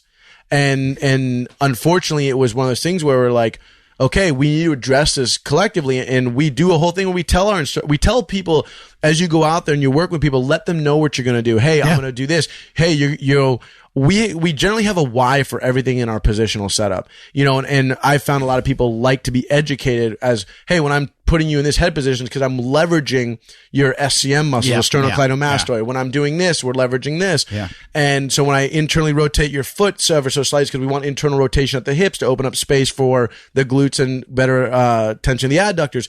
But with that addressing of people out there is, we tell them like, hey, if you've got to put your hand on their chest, hey, go ahead and put your hand on your chest. I'm going to put my hand on top of yours. I want to show you something. Tell them exactly what you're going to do, and ask them. We always say, are you okay with us touching you? Yeah. Anybody, anybody not want to be touched? Let us know. It's okay. I think not all the yoga classes I've done, but some of them, and there's one I do with my wife every once in a while. They do a thing. They're like, look, we're going to come around. We'll correct your positions. And we'll touch. If you don't want to be touched, put your block out or something just to let you know, because there are times where I'm like, you know what, just fucking leave me alone. Like, I'm not, well, like I don't mind sometimes, like, fix me but there are other times when I'm like, it's 8 a.m. My wife's made me go to yoga, and I'm like, I just want to get through this. Don't fucking touch me. Don't fucking make me do anything that I'm not in the mood for this shit. So I'm like, I'm over here in the corner doing my own shit. Leave me the fuck alone. Yeah. I always joke with my brother. I was like, did the yoga instructor do this? And he's like, yeah. I'm like, damn it, I thought she was into me. I thought she was just into me. And my brother's like, you're such an idiot. Like, no, I'm just kidding. I knew the girl, but sometimes, I had a yoga class, and the male instructor was a little bit more focused on me than it wasn't one of those in my head. It was kind of like I actually got uncomfortable, and I was like, at the end I'm like, hey, that's awesome, and I still got it, man. Dude's into me. Maybe he wasn't, but it was a little bit more than I wanted. but he never crossed any boundaries. So I was like, whatever. I got a massage the other day, and I it's not homophobia. It's just weird that I would like, because there's no sexual thing between me and a woman giving me a massage, but I just don't want a man giving me a massage. I don't know what it is. And I know guys are like, no, I like a guy because he fucking can get in there harder and fucking move. And I'm like, no, I just want a woman. So the other day I'm getting a massage, and this woman's giving me a massage, and all of a sudden I hear, she like stops for a second. I hear the door open and then the door close, and she's gone. And then like 2 seconds later, door opens, door closes, and I'm feeling the massage again. And I'm like, these are different hands. And I'm like, there's a new player on the field. I was like, did they just pull a switch on me? Did they just do the poltergeist? You know, the poltergeist is an old sex move. I don't know this one. Where it's one of those urban dictionary ones where one guy's having sex with a girl, and then the other guy taps in, and the guy leaves, and the other guy then gets, inside, and then the other guy leaves and goes outside and walks by the window and waves. And it's also rape. But it's I'm like, we're laughing, but it's funny, but it's not funny, but it's urban legend. You can look it up. Yeah, but that's what I thought was happening to me. I'm like, they just pulled a switch on me, and there's a dude massaging me right now, and my head's in the donut, and I'm like, and I had to like find a reason to turn around because I just couldn't enjoy the massage because I'm like, couldn't relax. And I was like, that's so creepy that they just, because these are like manlier hands. It's kind of creepy they didn't tell you. But to go with that, it wasn't though. It was just an uglier woman. Oh, yeah. Wow. They did pull a switch though. It was like one woman switched to another woman. Yeah, like a whisper or anything. I showed up for a massage one time, and right as I like, oh hey, getting ready to go back to the chiropractic office. Oh, by the way, Karen couldn't make it. You've got Steve, and the door kicks open. This 6'2" dude with a beard. I'm like, and you can't do anything. Yeah, and so but you know what's crazy is we get back and he's a hockey player. He's a dude, and we get on the table and he starts going to work, and I'm like, this fucking dude knows what he's doing, bro. Coming to find out, then I was talking to him. So how long you been doing massage? He goes, I'm not a massage therapist. I'm in school to be a chiropractor, but they didn't have anybody else, and I know, and he was going more muscle chain focused, right, and I'm going, bro, can I come see you again? I want you to work on me some more. Well, the best massages I've ever had were at my physical therapist. I would go, and I broke my elbow and surfing, weird thing. But I went, and they said to me, oh yeah, you got to come back like once a week. And then when I was scheduling, they're like, well, do you want to come in and get a massage? And I was like, does my insurance pay for that? And they're like, yeah. Mm-hmm. And I went, it does? And they're like, yeah. I'm like, how many massages does it pay for? And they're like, I think 16. I'm like, yes, I would like one every week. And I'm like, and it was great because it's a massage therapist that works with a physical therapist that understands what's going on with your body. Right. They can fix those things. So I was like, and when they ran up, I was like, fuck, I got to get another injury. Yeah. And that's the cool thing that I like with a lot of those is that, they're able to, we're seeing that more and more, and kind of where this is kind of where we've started to work with a lot of docs is that that ability to give the homework. And like, that's what I've started to tell a lot of the chiros and stuff is that come to our courses, or even instructors are like, wait a minute, you guys have an online streaming thing now. And like, I said, no, this is homework. Like, let them have streaming as homework. You still need to work with them. You still need to see your doctors. You still need to be treated. But, there's, I work with a bunch of chiros in Newport that are going now. They're all their patients are like, go do foundation at the end of the day, because they're running into they've exhausted what they can do for them, and they started finding like, I need something to give them to work on at home to break up the chronic day of sitting. But sure, I love doing massage. I love getting my massage. I love getting my yoga, and then I generally will walk out of the office and just do a quick like standing decompression, because I go, okay, now I want to knit my system back up. So I kind of like, okay, I'm in this very relaxed putty-like state. Well, I want a little bit of tension in the muscles so that those are absorbing. Like that's after we finish this, you're gonna have to show. I'm gonna tell you. I want to take you through a couple. But all right, I'll film it and we'll put it up on our on our Instagram and on our Facebook page. The other thing I wanted to ask you I sometimes though I feel like I'm getting a massage and I'm like, I have 2 Theraguns here at home and I'm like, I would just rather lie on my chest and have somebody like, one time we went to Theragun headquarters and Dr. Jason did the treatment on us. Like we lay down on his, chiropractor or whatever massage table and he would just go with both guns. Yeah. And it was like, this is almost better than a massage. I saw it today in 24-hour fitness. I saw a guy with a girl. I didn't even realize they put tables out now there, but one of the trainers had a girl on the table and he's using a Theragun on her. Like, so that's good. right. That's so killer. So good. Yeah. And Doc Goodman will use every now and again when we go work with different people, he'll, especially the guys on the North Shore, they all got nagging injuries and stuff. I can only imagine that the people don't understand how you get ragdolled underwater and I'll go and watch these guys go out at pipe, and I physically one day was nervous for them because I'm looking at it going, how are they not dragging bodies in left and right? I don't know either because I surf every wave over there. I will not surf Pipeline for all the money in the world just because of how shallow the reef is. And it's one of those things where I'm just like, I like my life too much. Yeah. I don't want to and I've talked to all the guys. I'm like, what's the worst? Is it ship sterns in Tasmania? Is it Maverick? What's the worst, scariest wave? And they all go, Pipeline. And I'm like, but Pipeline's not as big as Jaws or Nazareth. And they're like, no, Pipeline. It's so fucking scary because it's so big and it crashes on that shallow reef. And then one day I was over there and it was just completely calm and I went out and snorkeled over it. Oh, yeah, me too. And my stomach was like scraping the reef. And I'm like, so this is like a foot deep when you're looking at it, 1 foot under that water. And I'm like, that's like a skate park, but it's all jagged and prickly and I don't get how they're not literally, like you say, how they're not taking a guy to the hospital every 10 minutes.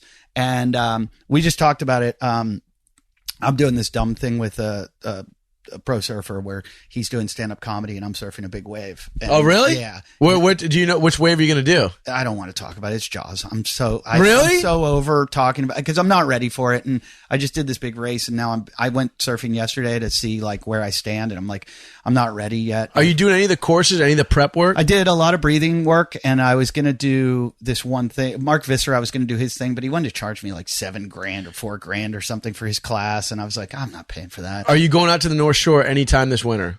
Yes, I will. The thing is, I'm probably going to go out before I need to go and practice, which I'm not.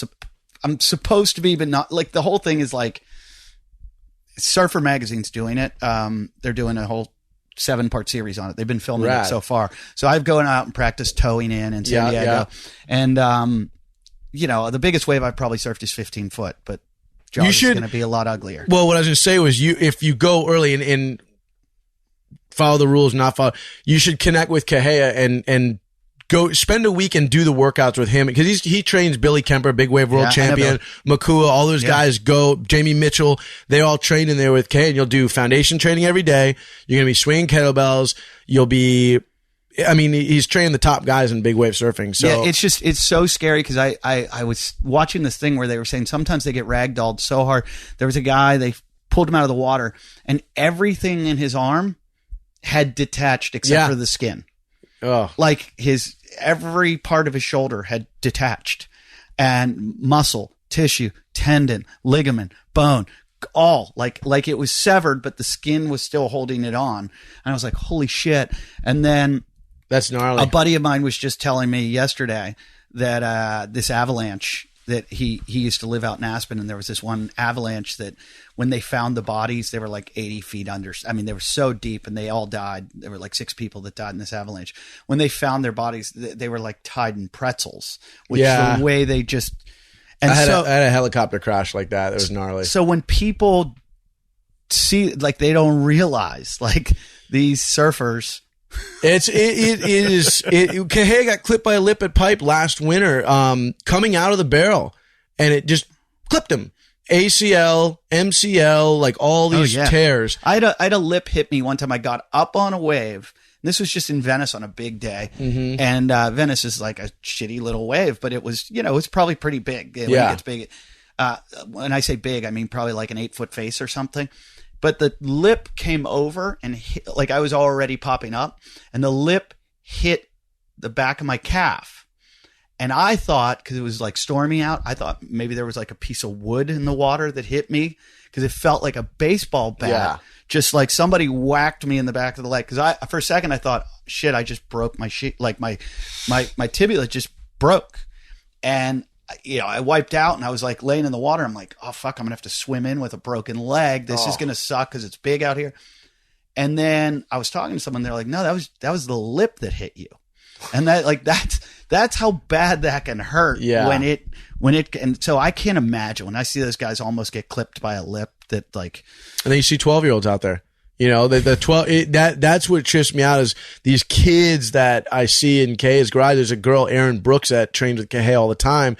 And she was just on a surf line getting barreled at pipe, and it just wallops her. But, you know, she's over there training. She's a little warrior, you know, and these kids come over and they're all just pushing it. And you're seeing them out there. And I said to Kay, I'm like, it's crazy.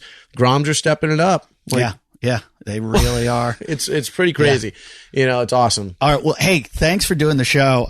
Stuff sounds incredible. I can't thank you enough for coming up here all the way to the secret mountains where I live.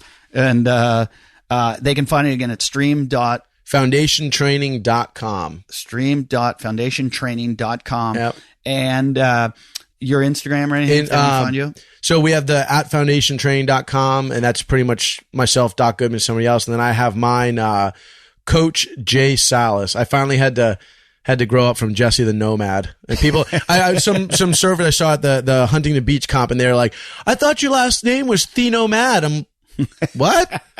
And I went, okay, I got to change it. So it's at Coach J Salas. That's me being professional. Coach J and then SALAS. Okay. All is one word. Perfect. So yeah, and thanks for letting me share. And we'll, like I said, we'll do one thing in here, and then I'll film it and we can put it on Instagram and Facebook. Thanks for doing the show. Thanks for listening. You guys are always awesome for listening to the show. Check me out I think this will be up. I'm going to be in Portland this weekend at Harvey's Comedy Club, Thursday, Friday, Saturday, Sunday.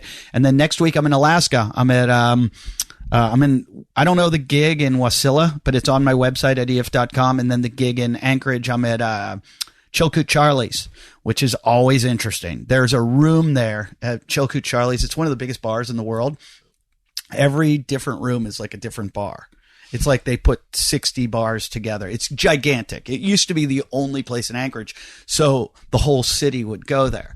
And one of the bars is like one of those bars where women put their like bras and underwear on the ceiling, and they like, I don't know how they keep them up there. And I was looking at it, and one of the guys goes, "Don't go in there. You'll get like herpes or something." Just don't go in that room because you'll end up with like some STD. And I was like, okay, that's so gross. But if you see some of the women in Alaska, you'll see why. Yeah, it's a pretty, there's a million CrossFit gyms in Alaska and in Anchorage and Wasilla. So please contact me. Tell me where to come work out. Cause, even though I do my own bastardized shit that I'm doing right now, I still like to come work out. And every once in a while I do one of your workouts if it's in my wheelhouse and I can cherry pick. So send me a message at wadcastpodcast@yahoo.com or, whatever. I'm on Instagram at EFT. Thanks a lot. Thanks, Jessie. Thanks for doing the show. Appreciate it. Good night.